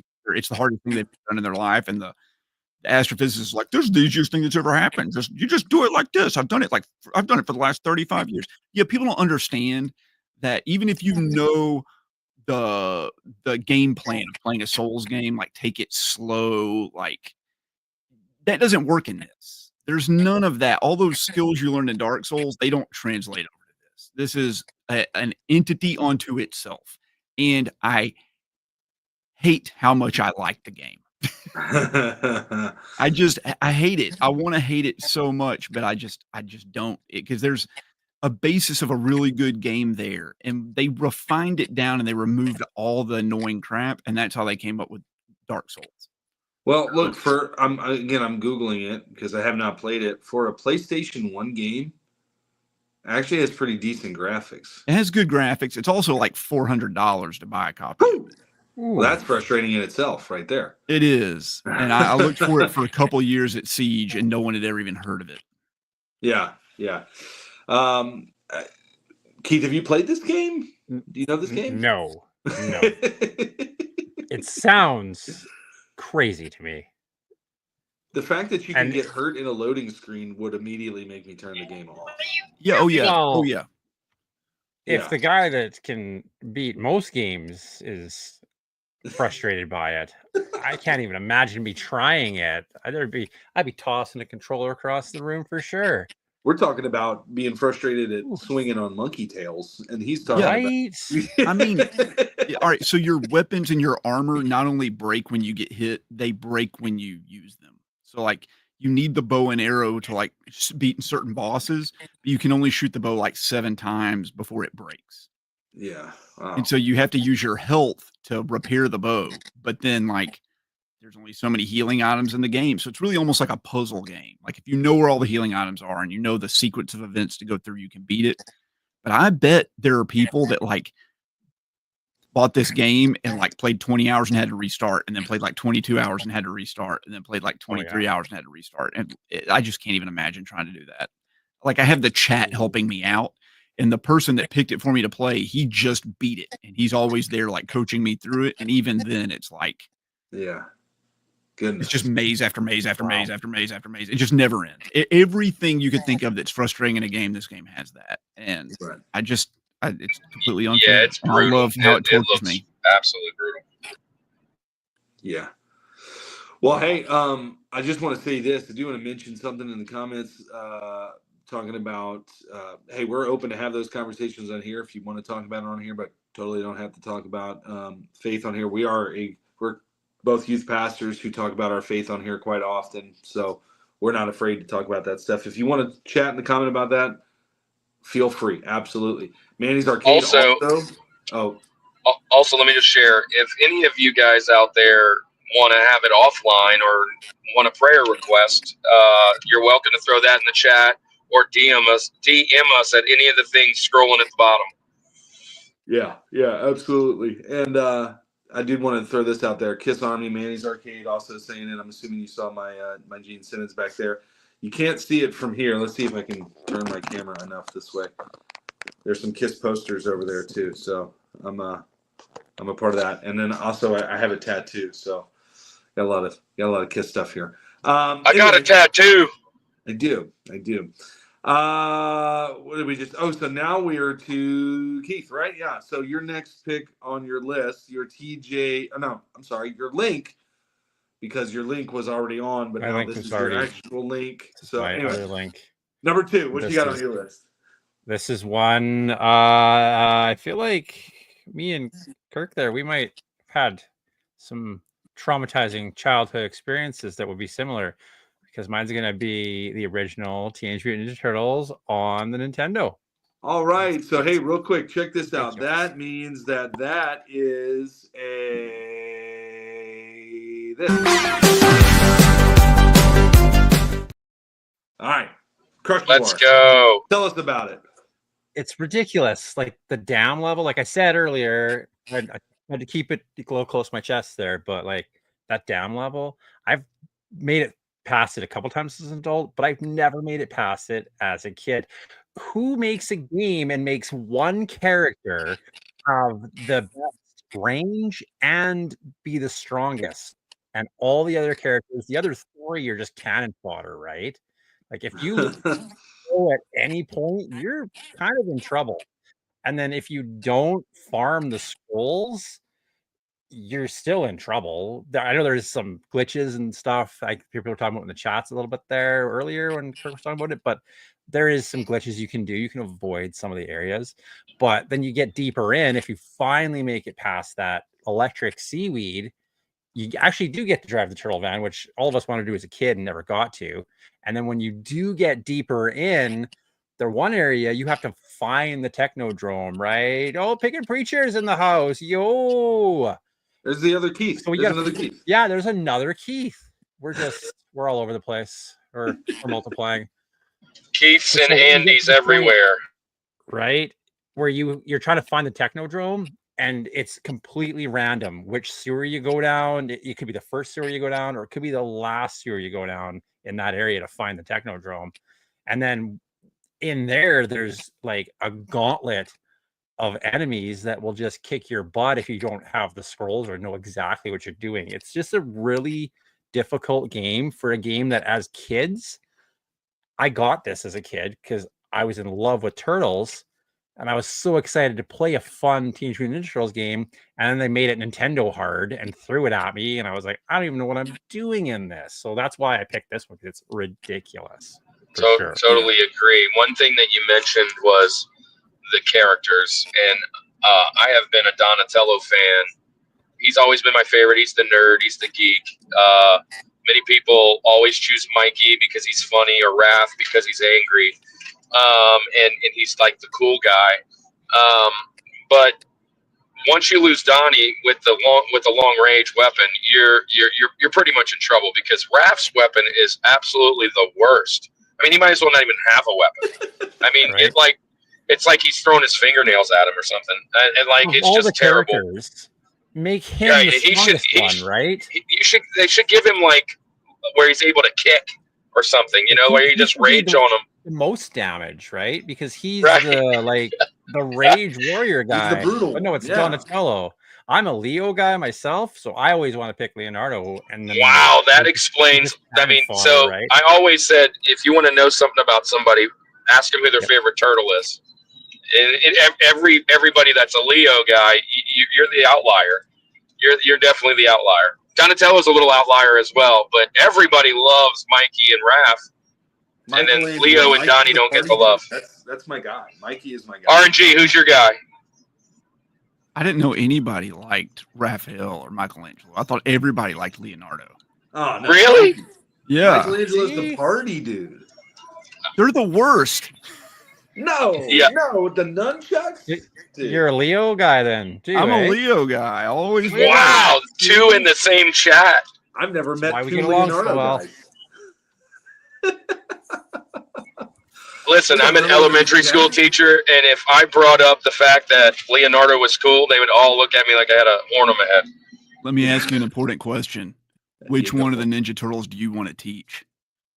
Ooh. Well, it's not Mikey. Not Michelangelo. Which one do I want to Mikey. teach? Definitely Which one do you want in your Donatello. class? Donatello. Which one? Yeah, and Leonardo, right? Leonardo will keep everybody else in line. Yeah. I wouldn't want to teach my. Yeah. Mikey and Raph are probably the 2 worst students, for sure. This is classic CM Puke. Look at this. Leo guys are next to people who pour milk before cereal. Wait, how do you make your cereal? I there don't any understand. other That's how I way? make mine. There's Yeah. cereal what are you talking first about? and then What milk. are you talking about? What? Yeah. You do the float test. Once it starts floating, Right. then you take another half second, then you're done with the milk. Keith lives in Cereal and Canada. They drink their milk out of bags. So they just like take the bag of cereal and they just dump it into the bag of milk. You just dump the cereal in your mouth. You don't have time for bowls. You just dump the cereal. Yeah, you just in do your both. mouth, Like, and then you cut a hole in the both get your bags. milk And just, bag and go. Yeah, ludicrous. I agree. Donnie all day, every day. He's always been my favorite. One reason, because of this game that elevated him, but him being a nerd and a geek and just techie, that's always been my thing. I love that about him. But most people love Mikey because he's funny and silly, to be honest. That seems like a very Californian thing to do. Pour milk the in Pour the the cereal. milk into the cereal in bag. the cereal box. Yeah. Running out the door with Why your waste the surfboard. bowls? You know, I mean, it's already comes in a bowl for you. It's one serving, right? Isn't It's a like box? putting croutons in that pre-mixed peanut Hey, butter. side and jelly. note, have you guys ever heard the theory about why they got their weapons? Have we ever heard this? The Ninja Turtles. Yeah. Shredder gave them to him because he wanted to start. No. Why Eastman decided to give those specific two to them? Oh no! Because No. so Raph is the angry guy, and he got a defensive weapon, so he had to do something to go against his anger. Leo was the calculating guy who was he was the leader and didn't want to hurt anybody, so he was given the most dangerous weapon. Michelangelo is the goofy, weird guy who doesn't want to practice, so he was given the hardest weapon to use. And Donatello is the smartest guy, and he was given the stick. That's brilliant. I hope that's true. I like that. Just to go It is against true. exactly their Yeah. opposites to train them. Nice. All right. Well, that's a fun little conversation. We'll probably have to clip that little segment of cereal and post that too, because that was very. If you guys never know, you're going to be educated when you come here, right? It's highly educational. We're going to teach you the right way to eat cereal. Right. Who the best turtle is? It's Leo. Well, I mean, that's debatable. What's your top 4 Ninja Turtles in order? That would be fun. Well, anyway, so let's before we go down that rabbit hole, let's move on to mine. I'm going to go next. My link on my list of difficult games today. Somebody said it way up there. I'm not going to scroll all the way up, but you had it pegged. You knew that this was on my list. When we get to talk video games, I'm always going to bring this video game up when it fits in, and it certainly fits in this one. One of the more unique games, platformer games, but it was different in a sense of just the design of it. I'm going with Comic Zone. Comic Zone was an extremely difficult game. Derek called it. Yeah, somebody way up. I forgot who said it. So it was probably PNX. It was Derek, Poetically Christian Gamer. He called it. Okay, good. Yeah, you had it right. Comic Zone was on this list. I love this game. No matter how difficult it is, the difference in my number 1 and my number 2 is that I didn't rage quit these ones. These ones were ones that were like, to me, I just wanted to keep playing them, right? Comic Zone is like that. And I mean, I said it when we talked about it before. Just like the first enemies that you fight take like 15 hits to kill. Just a basic enemy. It's so crazy. Like, that's not a boss. That's just one enemy. I'm probably exaggerating with 15 hits, but it's not like a 1-2 hit guy. Like, this game is so cool. I love the fact that, again, the platformer, but you're going through the comic book, and you can kind of go different routes. You know, some panels you have like 2 options. You can go to the right or you can go down. But in that, it is an extremely difficult game. I love the thanks for coming in, man. It's a super fun game. I love all of that. I love the animation of it. I love the story. I love the fact that it's in the comic book. But there is no denying that this game is an extremely difficult game. Especially for just a platformer, kind of game. So I'm going to go Comics Zone. And it was called. I mean, we kind of knew it. If you've been around the Rushmore show long enough, you know Andy loves this game, and it is a tough game. We actually were watching, who was it? Cellcast was playing it, or Retro Rewind was playing it. And we were mentioning in the live stream how hard it was, and I was like, that's potentially a game that Andy's going to mention tonight. And Derek called it straight up. So good pick, man. Good pick.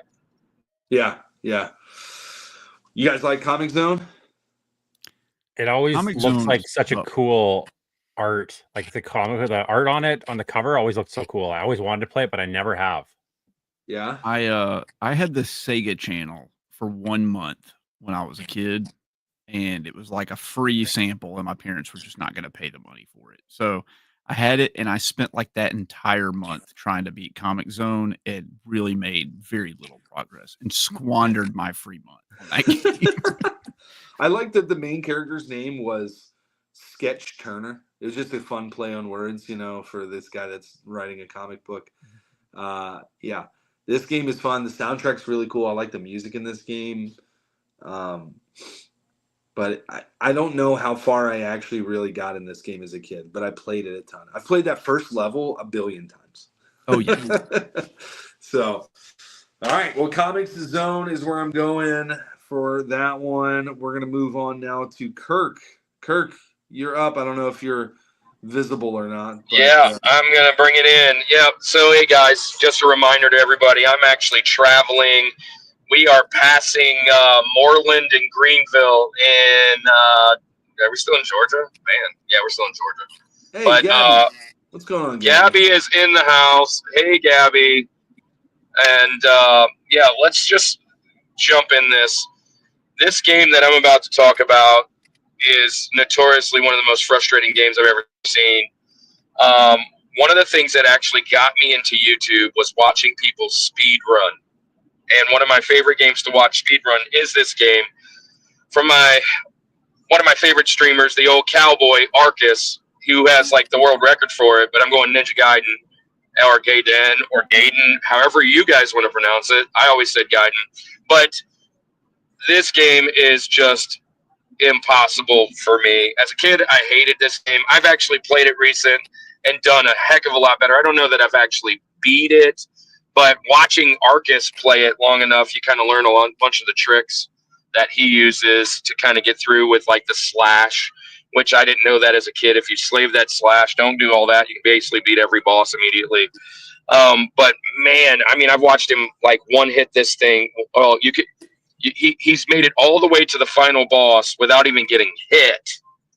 And you have to get hit in the final boss when the big ball rolls off. And he beats it in like less than 6 minutes. And it's just so crazy to think as a kid, I probably put 500 hours of my life in this game and barely got to the third level. And somebody mentioned, I think it was Fox in the chat, said, it's amazing how some of our favorite games as kids were some of the most hard games, and we never beat them, but we still love them to death. And yeah, this game is just extremely hard. Somebody mentioned in the chat earlier that RNG thinks Sigma is easy. Yeah, I mean, I think they're all hard. They're all very fun. I love them tremendously. They're very cool games. Yet another reason they're on my list, because this is a game I would definitely continue to play. And let me just throw this out there.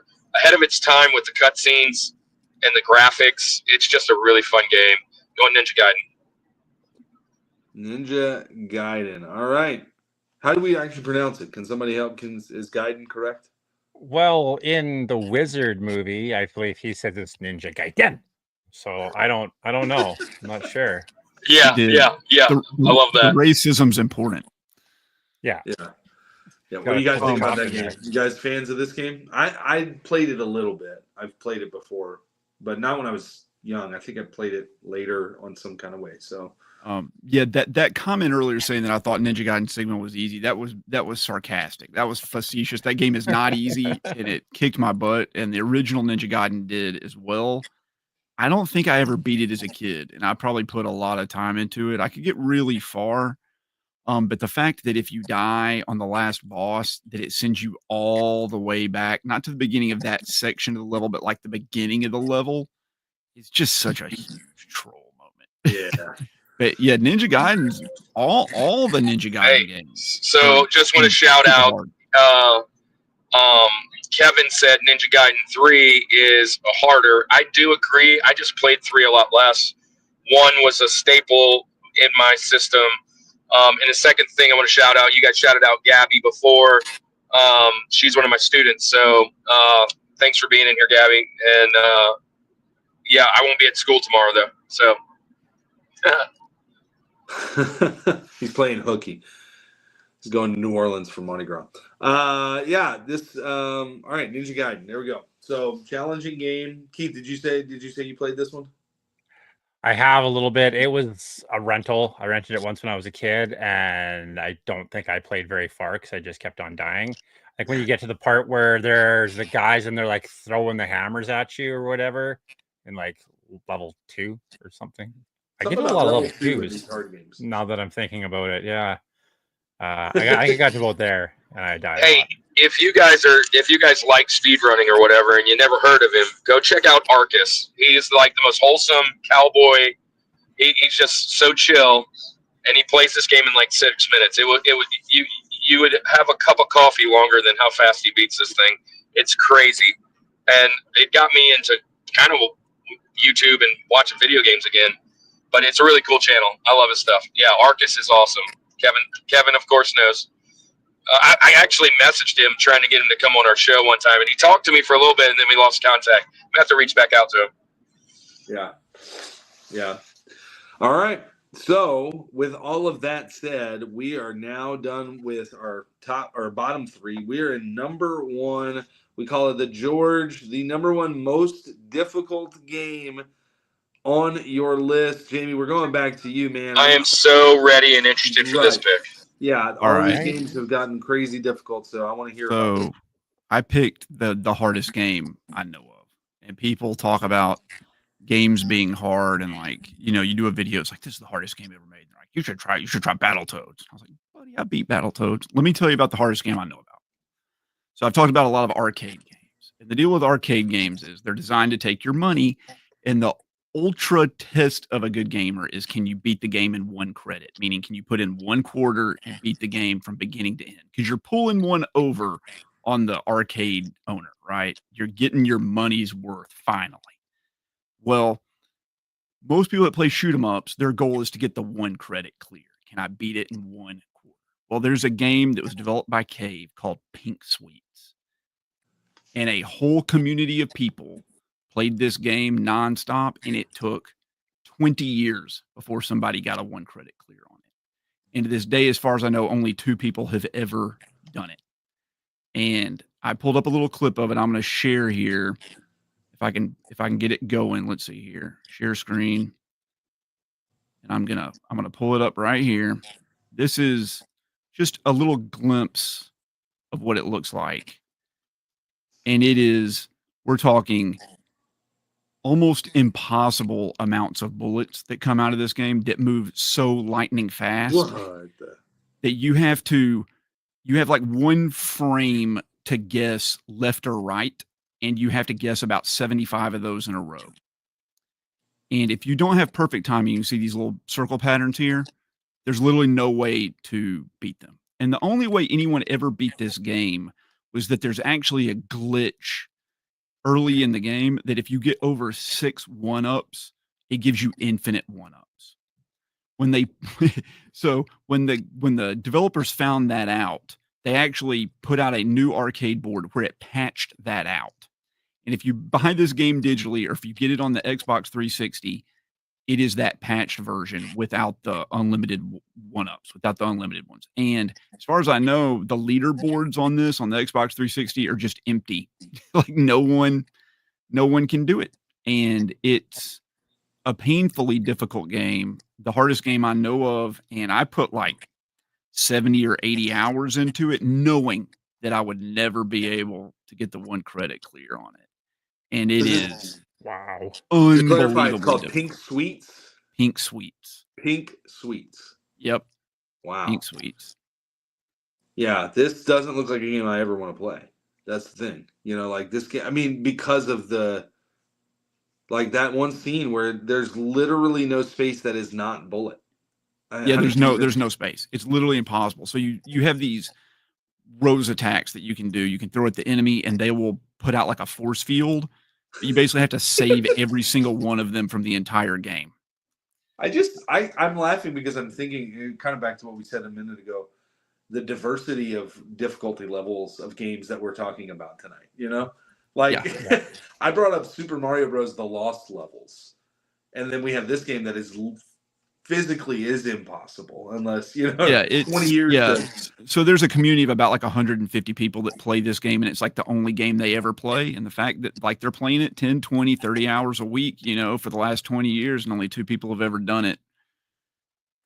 Tells you a lot. How, ridiculous. So question, How the other game that you had mentioned was pretty expensive. Is this one of those games that's expensive to get, or kind of So hard there to is come by? a port of it on the Xbox 360, and I will say if you want to play it, the Xbox 360 has what they call an arranged mode, where they went back in after the fact and made like a remix version of the game, and Uh-huh. it's way doable. It's way more fun. I got the 1 credit clear on it. I love it. But for a while, this game was going for about like $800 or $900 on the 360, and then they found like a warehouse of them, so it's probably like $200 or something now. Which is, I mean, that's expensive, but for a game collector, that's like, whatever. Wow. If Wow. you're deep enough into the rabbit hole that this looks good to you and you want to try it, $200 doesn't mean much to you anymore. Yeah, like PNX just said it, and we thought Lost Levels was hard at some point. Yeah.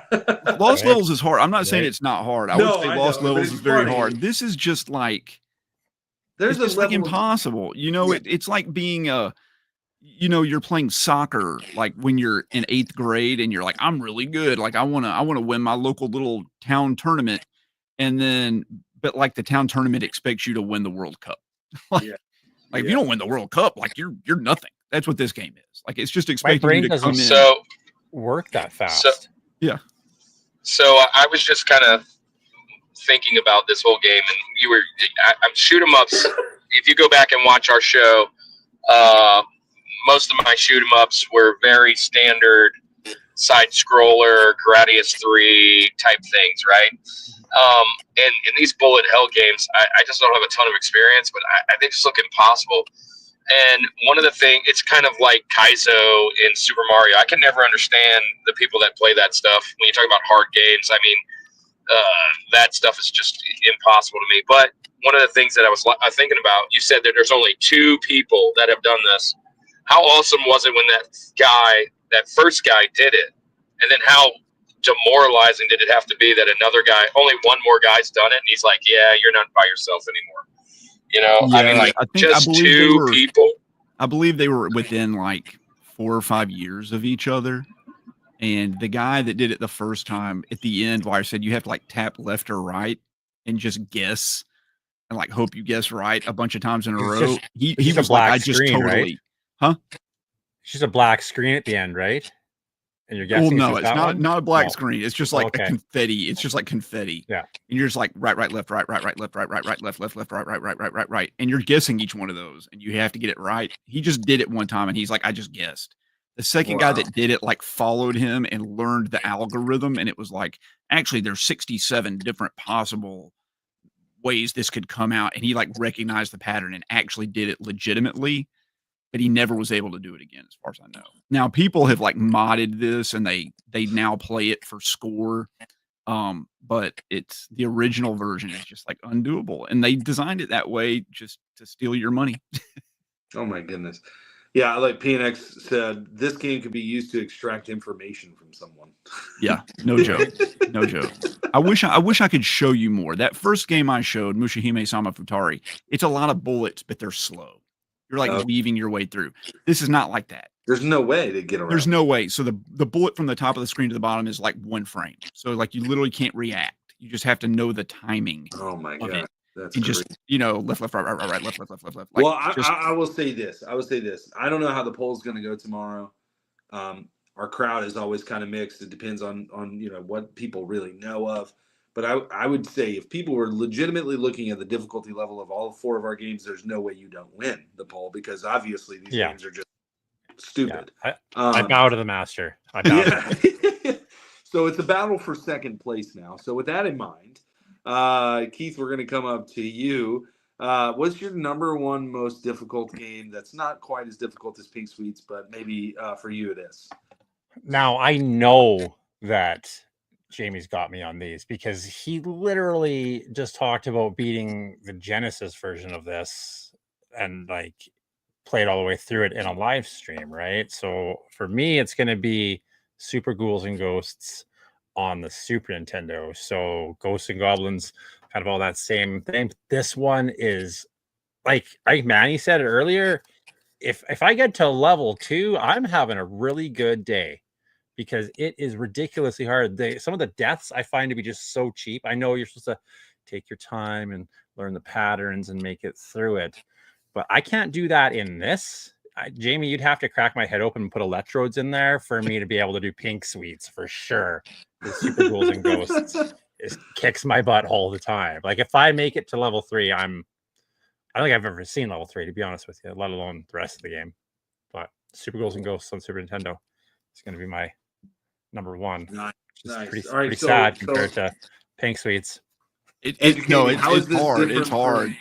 Yeah, I haven't beaten Super Ghouls and Ghosts. I haven't beaten it. I tried and I gave up on it. I beat the Genesis one, and it's easier, but it's no joke. How much different is this than what Kirk said earlier with the Ghosts and Goblins? I think this one is harder, right? Yeah, well, I don't know. I haven't played them. So. They're both like 10 out of 10 difficult. They're just kind of in a little bit different I think they're both extremely hard. They both have patterns. I just played mine more often. I never had Super Ghouls and Ghosts. I think it was a rental for me, maybe. But they're both extremely hard. And in comparison, Super Ghouls and Ghosts is probably a little harder in the idea that they knew what they had on their hands to begin with, and they've made all their games hard. So they've kind of like, all right, you guys love that one. Let's increase the challenge a little bit.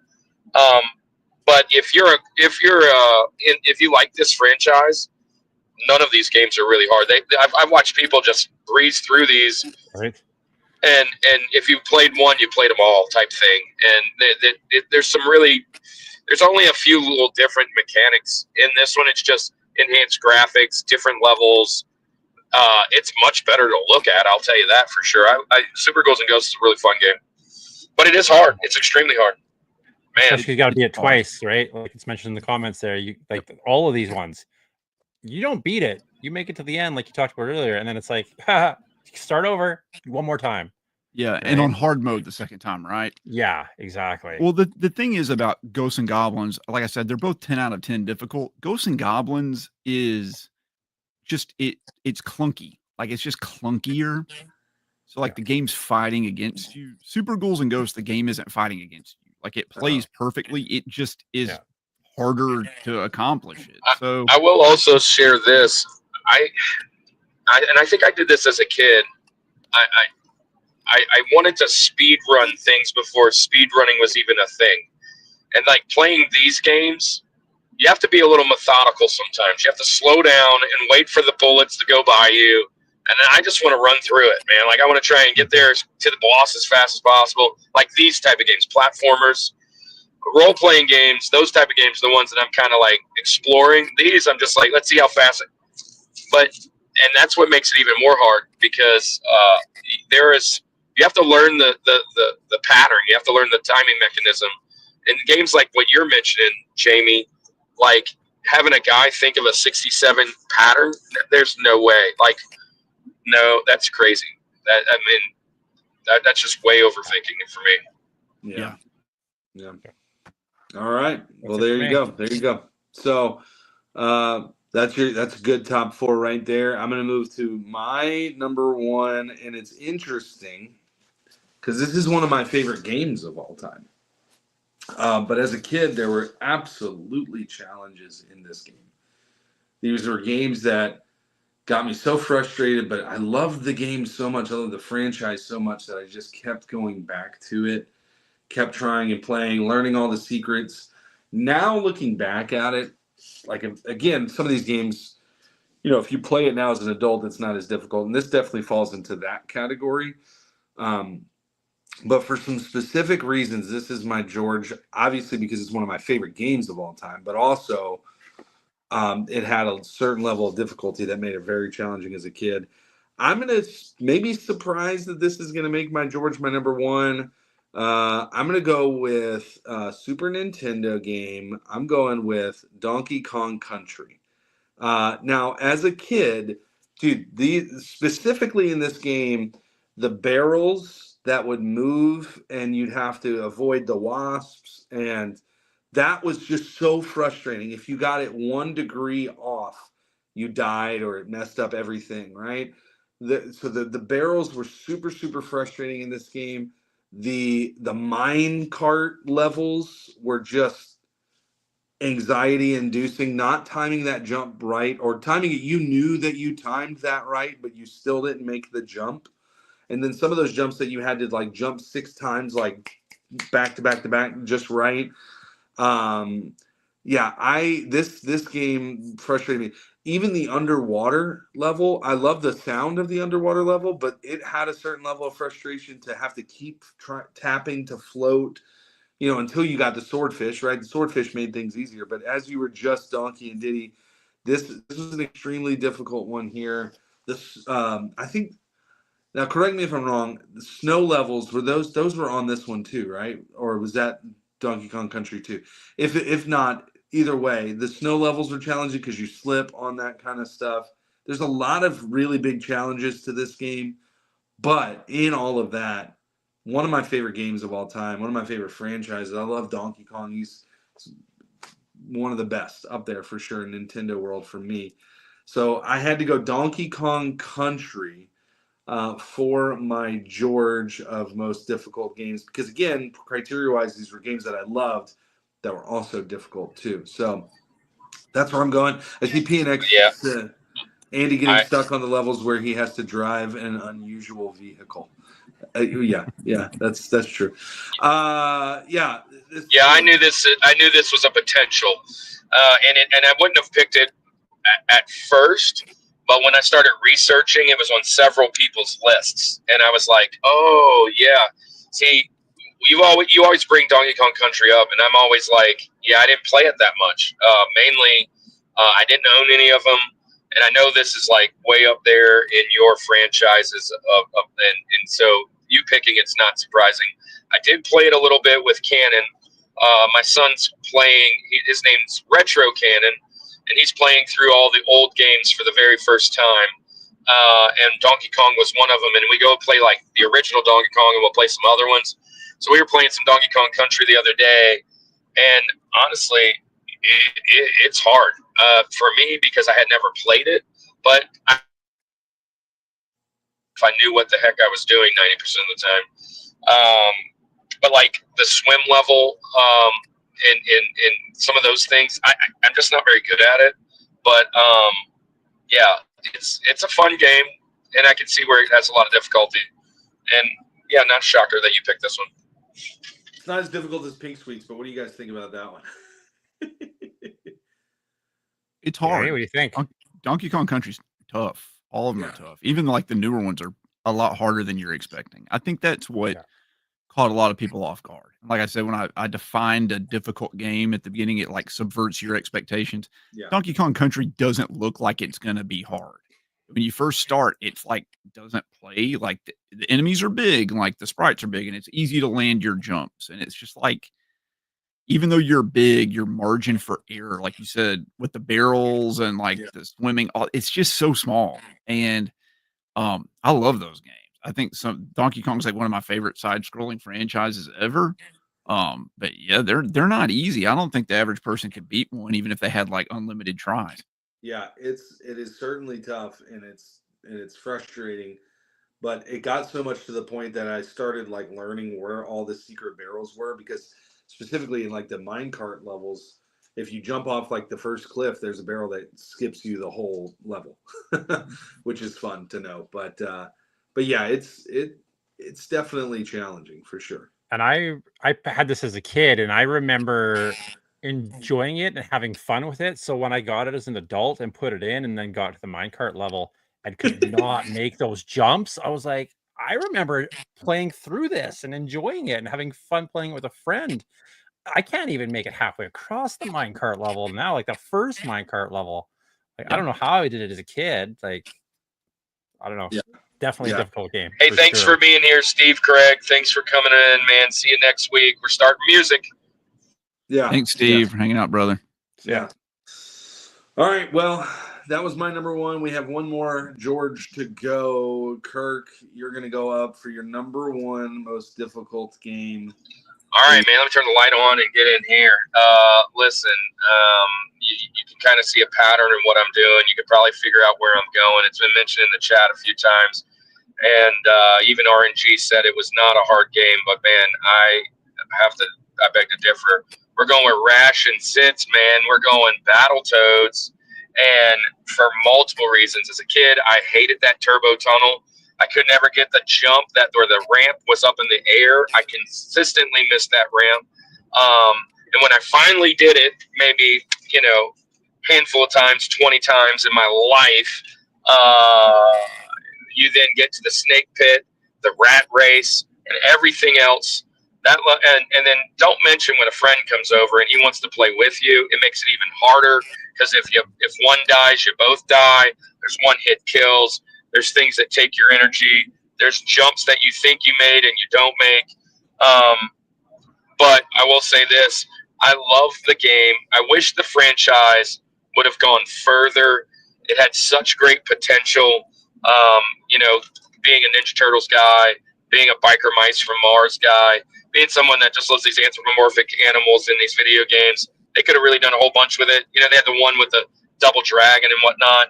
But we always talk about the best pause music in the game with Bond. Dude, Battletoads is right up there. I'm going My George, number one, for sure. One of my favorite games of all time, and usually just play to the third level and start over. Battletoads. This is definitely a challenge. You took a Benjamin. This was my number 5. I thought I might actually be able to hold on to it because it wasn't mentioned there, but I knew that you'd probably have it in there. Dude, those levels with the speeder bike or whatever that you were on, I mean, just stupid. Why did they do that? And that's not even the hardest part of the game, right? I know someone will know that's sitting here with us. Yeah, I didn't say Battletoads wasn't hard. I said I beat it. It is most definitely difficult. Yeah, I was just kind of throwing some shade. Yeah. You've got all these hard games, and you're just making us look like No. Battletoads is up there with the hardest. What makes Battletoads so hard is that game was developed by Rare, and Rare is from the UK, and that game was designed to run on a PAL NES at 50 hertz.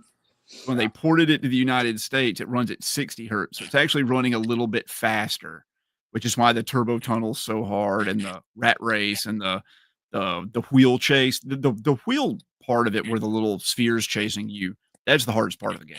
Like, no doubt, making those turns, you got to be you have to hit frame perfect turns, and you can only miss so many and you get caught. But yeah, Battletoads is no joke at all. The only saving grace I have about a lot of these old NES games is that now you can practice them with emulators and save states.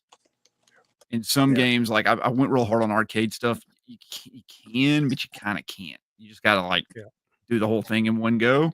Not to say on original hardware it's any harder. I don't think I would have ever been able to beat Battletoads if I had not played it and practiced it on the Rare Replay, where you had the rewind feature.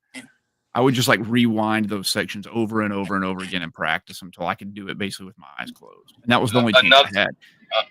Another thing I want to shout out, I talked about the pause music, but the regular music is awesome. Like, in my head right now, I'm playing through the turbo tunnel, and it was just a fun game. And I love the sprites, the animation of the big boot or the big glove or the big fist.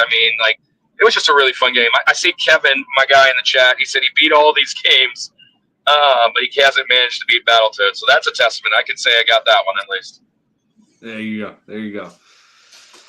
Yeah, Battletoads, definitely difficult. So that's all 4 of our lists, man. Yeah, that's our top 4s. We have fantastic ones there. Kirk, actually, as I've been doing this, I've been working on our graphic already. So it's already up to date. So they're already almost ready to go.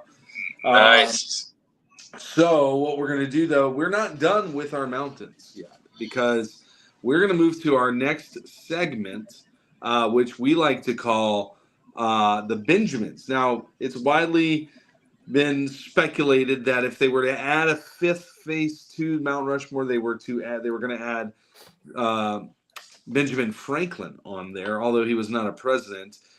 Just a very historical, important figure. So we decided that our honorable mentions are going to be called the Benjamins. Let's get ready for some honorable mentions.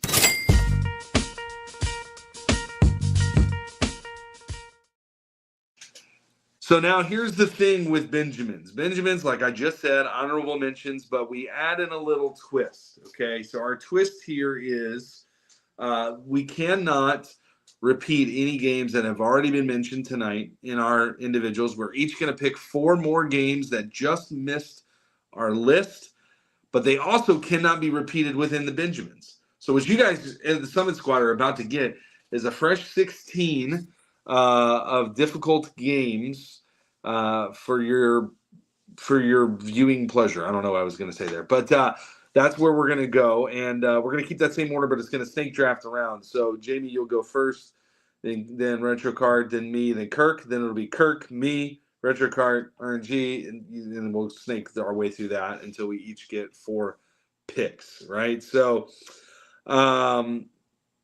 with that said, this is a lot of times this is included in the poll, so you are voting on these ones as well. So Jamie, we'll get started with you. What just missed the mountain that you think we need to chat about?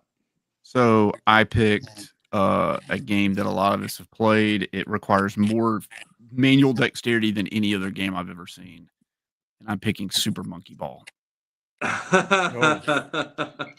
that's a fun game, though. I love that game. Good pick. Super difficult. Yeah, no joke though. It gets hard on those harder levels. It's up there. Yeah. All of those rolling marble, ball, snake, maze games have a level of difficulty. They're just slippery. Yeah. Oh yeah, definitely. Well, you're not moving. You're tilting the world underneath Right. you and letting gravity take control. Yeah, exactly. Kind of All like right. a labyrinth. All right, Retrocart, you're up. All right, I'm gonna stick with the NES, and we're gonna go with Mike Tyson's Punch Out. Mike Tyson himself kicks my butt, like the last 3. Listen, still to this Pattern day, stuff, right? still to this day, 007-373-5963 is stuck in my head. That's the Mike Tyson Punch-Out code. And I don't think that I've ever actually got into the 3rd round with him. It's just so frustrating. Mike is so hard, but to me, I think Super Macho Man is even harder. When he does the multiple, not the 1, 2, 3 spin, but when he does like the 7 spin, I lose. I get like the first 4, 5, and then your timing just gets off. And he knocks me out every time. I get so frustrated. So I would just skip him with the code and go right to Mike. And and he's so hard. From Tyson, eh? He's so hard, man. Ooh, The game is extremely easy all the way up to Macho. Yeah. And then you get these 2 big bats at the end. And Macho Man's not as hard if you can get past that spin. Once you get past that spin, yeah. But Mike is the real deal, man. Yeah. All right. Well. All right, Andy, you're up. Yeah. So this one I'm going to specifically pick again another game I love. There's challenges in it just because of all of the different things you have to do, but there's one specific level that people talk about continually that is just a pain. And I love this game. And I said I'm not picking N64 games. Well, I'm going to pick my first one now. I'm going with Ocarina of Time, specifically for the Water Temple. Is a very challenging level, but it is challenging in itself. I remember playing as a kid. I didn't like Ocarina as much as a kid because just the type of game that it was. I wanted to play Mario Karts and all these types of things, but I've definitely grown an appreciation for this game. So I'm going with Ocarina of Time, Legend of Zelda Ocarina of Time on the N64 for my first binge. That is a great pick, and the Water Temple is ranked up there as one of the hardest levels. But even last week, somebody was shouting it out, saying the Water Temple's not as bad as it. I mean, once you learn it, it's kind of. But as a kid, man, that thing was brutal. Jacob, I love Ready to Rumble. It's one of my favorite boxing games of all time. Good pick in there. Hey, so I get back-to-back picks. Last of round 1, first of round 2. You guys left me low-hanging fruit here. I didn't think it would make it out of the first lead, but knowing RNG, he's picking all these. Man, you got to go Silver Surfer. Silver Surfer is just the most ridiculous kills I've ever seen. It is extremely hard. There is a pattern. You can kind of get through it. But the game, there's just so many cheap deaths. It's ridiculous. And I'm going to go with another one, kind of underrated for me. I love this game as a kid, starting my second round. I love this game as a kid, but one of the things that I just hated was some of the mechanics on it, like some of the guns. When you would shoot it, the bullets would go off the screen instead of towards the guy. I'm going with none other than Fester's Quest for the NES. And I'm sticking true. So far, I'm 6 for 6 NES, baby. So Nice. There you go. Yeah. All right. My next pick, since we're coming back to me, is Bryce JW in the chat? Is Bryce JW still here? Because I'm going to do this one for him specifically, but I hate this game. And no hate to anybody who loves this game, but it just doesn't click with my head. It frustrates me more than anything possible that's out there. It's a much newer game. I'm going Geometry Dash. That game it's as close to being a bullet hell type of game without actually having bullets there because it's just rapidly coming at you. What a shout out to Bryce, dude. Go watch that dude play that game. That's what got him all his subs. He's Geometry Dash is insane. The fact that it's just like, and then you fail, and then you're back, and you're back, and you're back. It's like, I don't even like he has like it. 300,000 deaths on it. It's crazy. Yeah, it took him 100,000 deaths to beat that one level. Yeah, so that in itself, Geometry Dash is the most frustrating game for me. I had to put it on my list. All right, back to you, Keith. All right. Now, guys, you have to help me out here. I can do sequels, right? Like we've talked about something. Yeah, if it's not the specific game you mentioned, absolutely. Not the specific game. Well, was mentioned once for sure. Ninja Gaiden 3 because there's limited continues and it's just as hard. The Japanese version a little more. This is one where they went the other way, right? Where they were like, it was a little easier in Japan, but you know what, guys over in North America, you guys can deal with this, and it's going to be rough. Yeah, I would have rather had Mario sent to us. Right? No doubt. This one's super difficult and hard, and I just die because I can't get. I lose. Yeah, I have to be honest with you. I kind of want to play. I want to kind of play those games right now. All these games. I'm like, now I want to go and see the challenge now and see if I can do these. All right, so Ninja Gaiden 3. Nice. All right, so RNG, you get back to back. I get back to back. Here we go. But first, I want to shout out. We're talking about Silver Surfer. By the way, I did beat Silver Surfer. One credit cleared it on a live stream on YouTube. And I did a guide on how to beat that game on my second channel.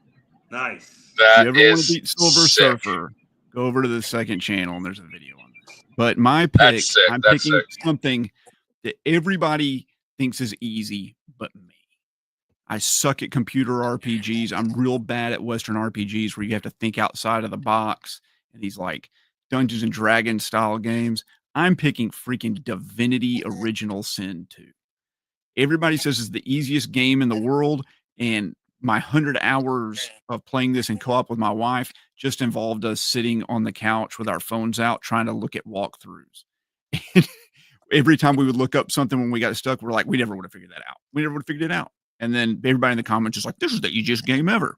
I can't. I just don't think that way. So Divinity Original Sin is my second pick. My third pick is a little known PC game that is a first person shooter. It is a Twitch based, fast, pinpoint accurate shooter like Quake, but very cutesy. And it's like a time trial game, and it's called Lovely Planet. It looks like Katamari, but it is one of the hardest games I've ever played in my entire life. And it's like you got to play through the entire level perfectly without missing a shot, without getting hit a single time. I've been playing video games since Pong, Dan says. Yeah, there you go. Hey, shout out to Dan. Dan's our resident historian when it comes to comic books. Dan, we'd love to have you back on. Nostalgia's in July. We haven't started booking it yet, but I'm going to send you a message. We got to get something together, man. Thanks for being here. Hey, real quick, RNG, what was your first, the Benjamin you just mentioned? So you Lovely Planet, and then what was the other one? Lovely Planet and Divinity Original Sin 2. Original Sin 2. Okay, got it. Just want to make sure that I have all these so I can have this graphic. Yeah, all right. Rebel War Pig in the chat. Say hello, guys. If y'all need some art, dude, if y'all need some art done, shout out to Lance. We met him at the convention. He does amazing art pieces. Go check his channel out. He is also going to be on during Nostalgia. That booking will happen a little later. We're so far ahead of time, but Lance, start thinking of your topic soon, man, and think of a Thursday in July or August you want to be on and shoot it my way, man. We appreciate you being here. Yeah, absolutely. All right. Keith, we're back to you. All right. Now, Jamie, you just mentioned there's some games that people are like, oh, this is an easy game. And because it's all how you feel. Like you might be really good at some games and you might suck at some games. These ones I suck at, and it's because of the knockback. It's going to be, I just want the first Castlevania because the knockback in this, every time I get hit, those like Medusa heads or whatever they are, knockback, I'm down a trench and I'm dead all the time. Great First pick. Castlevania for me. A lot of people are going to be like, oh, this is an easy game. Come on, this is a great game. It is an awesome game. But for me, because of the knockback and my lack of motor skills when it comes to reaction time, sometimes I'm in a trench or a pit 90% of the time. Hey, Castlevania.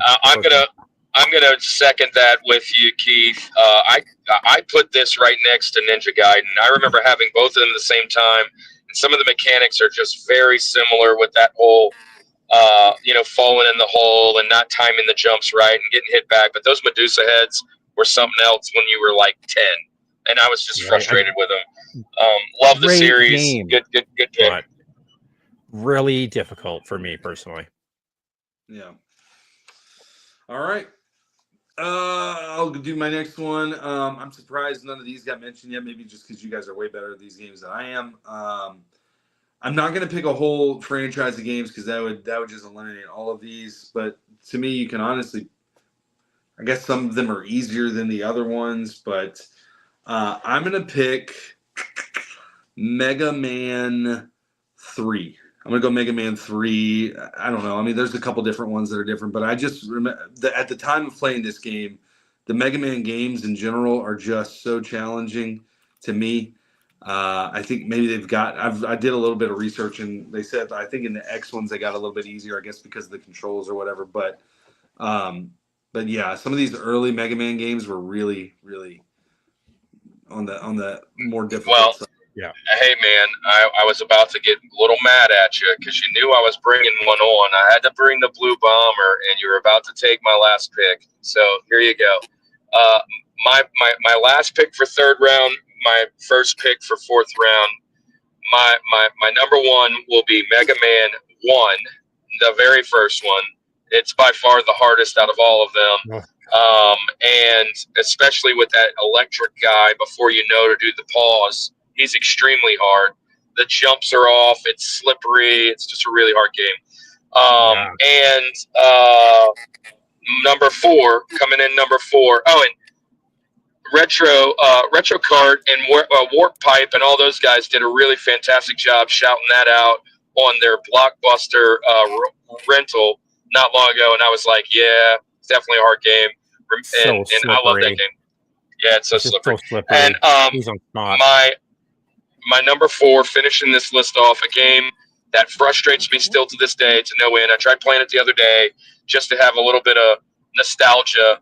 I've never even come close to beating this game. I don't even know how anybody can beat this game, and I've watched people online beat the game, and they frustrate me. But I'm going with Friday the 13th for Nintendo. And Jason Voorhees,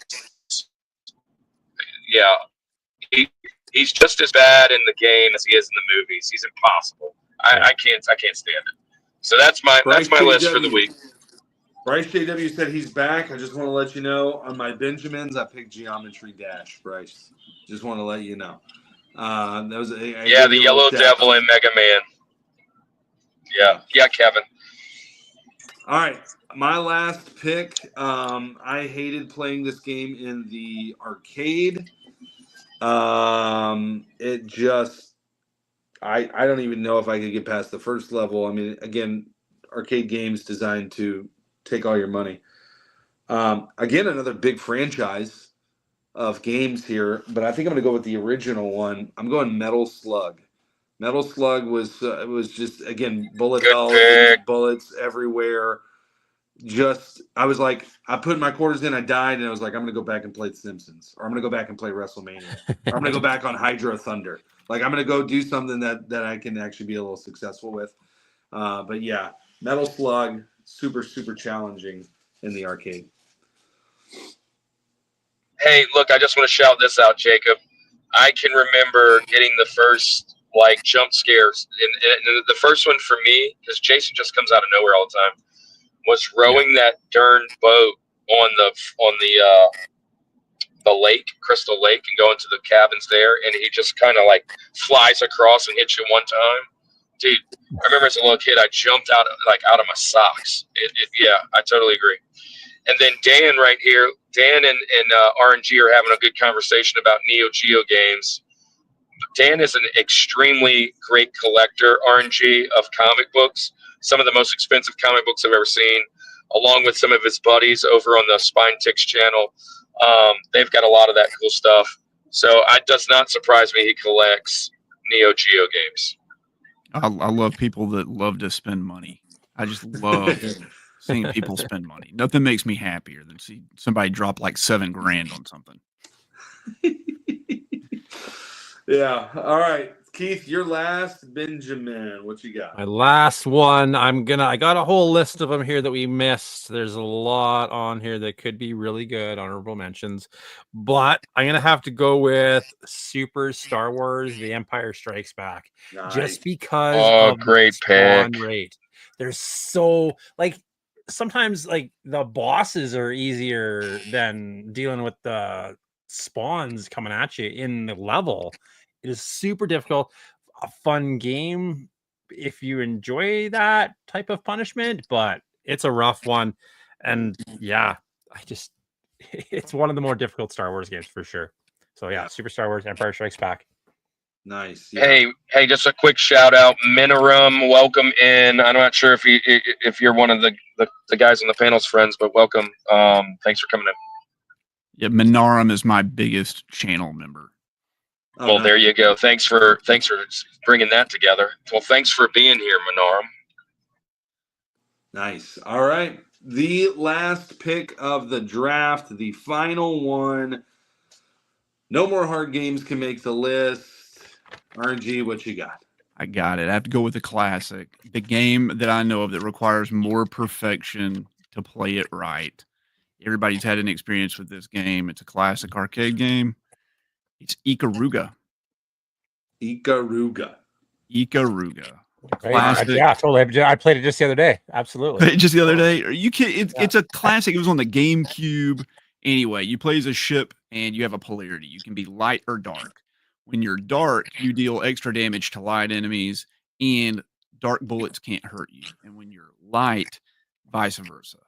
And it's almost a puzzle shoot 'em up game. It's not like breakneck speed. It's just a thinking kind of shoot 'em up. And I recommend if you've never played a shoot 'em up before and you want to just dive in and experience what it's like to really master something, you have to try Ikaruga. I mean, if you're not going to play that one, at least play Pokemon Snap, right? I mean, if Play you're Pokemon just trying to get Snap, into that's the, right. just trying to That's get right. into shoot 'em ups. That's right. Ikaruga. All right. Ikaruga. That's a fun. Yeah, it's a fun word to say. That's a really cool game. When we were doing all the research over the last few weeks, it's a game that came up several lists. I just want to shout out Manarum, Jacob, and a few of you others. I was able to jump in real quick and hook up you guys with some wrenches. Welcome to the Summit Squad. Welcome being a part of what we're doing. And every Thursday night, come and hang out with us, man. So yeah, way to finish off that mountain, man. Andy, it's time to kind of close this thing down. Let me turn this light on. We're actually stopped at a gas station in Alabama, and we're on our way to New Orleans. That's why you haven't seen me. But guys, thank you so much for all the support that you have given Andy and I over the last 3 years and some change. We are moving into music next week. It's Andy's passion. Andy's all about music. Our first guy up is Sean from Real Life Perspective. Fox is in the chat right now. He's coming on for Boss Levels. We have a whole list of things to do. I will have a commercial video out this week for everything on both music and movies that you can get caught up with. And they'll all be loaded up, so you can go and hit the notify, hit the like way ahead of time, so you'll know where they're at.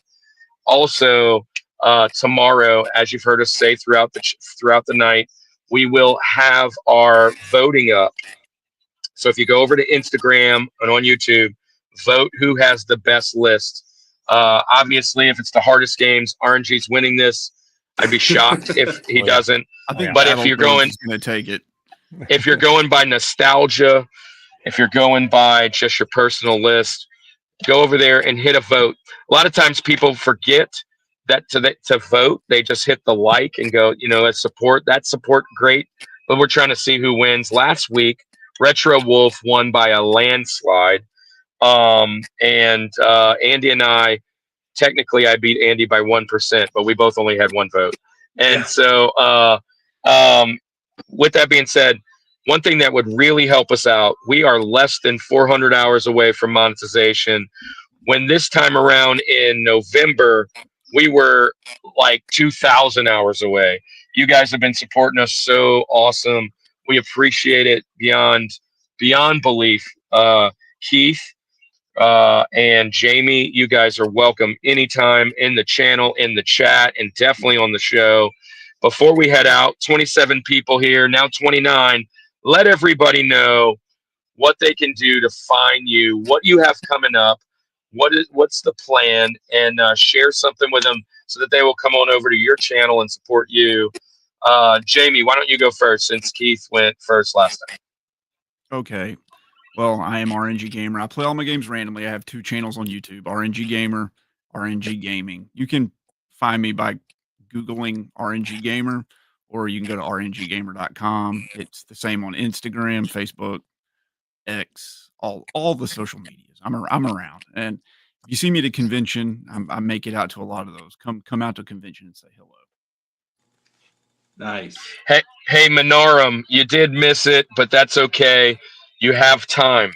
We don't go on live again until next Thursday.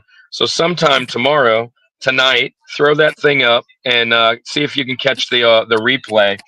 One thing that I would share with you guys, which would be a really big help, we always share our top 4 in the comments here. What would be awesome is for when our friends come and see the video, if you go and share your top 4 in the comments after the live. So come back tomorrow and post your top 4 favorite so we can compare them all. There's Russ. Keith. Keith. Oh, Russ is back in the chat. So there he is, man. Welcome in, buddy. I was just telling them, Russ, we're going to try and have you guys on during nostalgia. Dave was in here earlier. Maybe Keith, again, get the whole warp pipe going. But we would love to have that. And so, Keith, share what you're doing. Well, you can find me on YouTube, Retrocart Collector. You can find me on Instagram, Retrocart Collector. I'm trying to get the full set of North American NES games without that one crazy one and those couple of ones that are like super limited, the price of a mortgage on a house. I'm not going to go for those ones, but we're going for all the other ones. You can also find me and Russ, who's in here in the chat now, and David over on the Weekly Warp Pipe. Check us out. We drop podcast episodes every Saturday, and we've got some pretty fun stuff in the works for the future. Maybe get some of you guys on too, see what we got going on. Yeah, absolutely. About it. We would love that. If anybody ever needs us to come on, we love to collaborate on both sides, going back and forth. And anybody in the chat that wants to be on the show, hit us up on Instagram. That's the best way. Even Facebook. All of our stuff is scrolling down there at the bottom. Right now, this is kind of how we close down. Anybody in the chat that has a channel, you guys that have wrenches, by all means, share your channel so everybody can go and support you. But don't just go and hit subscribe. Go watch. Subscribing actually really kind of hurts the channel if you don't go in and give some love and get in their community. These are all great communities, and we are so excited to have you guys part of the Summit Squad. Andy, I'm only not even halfway home. It is time to go home. Tell everybody good night for us, and we will see you guys next week.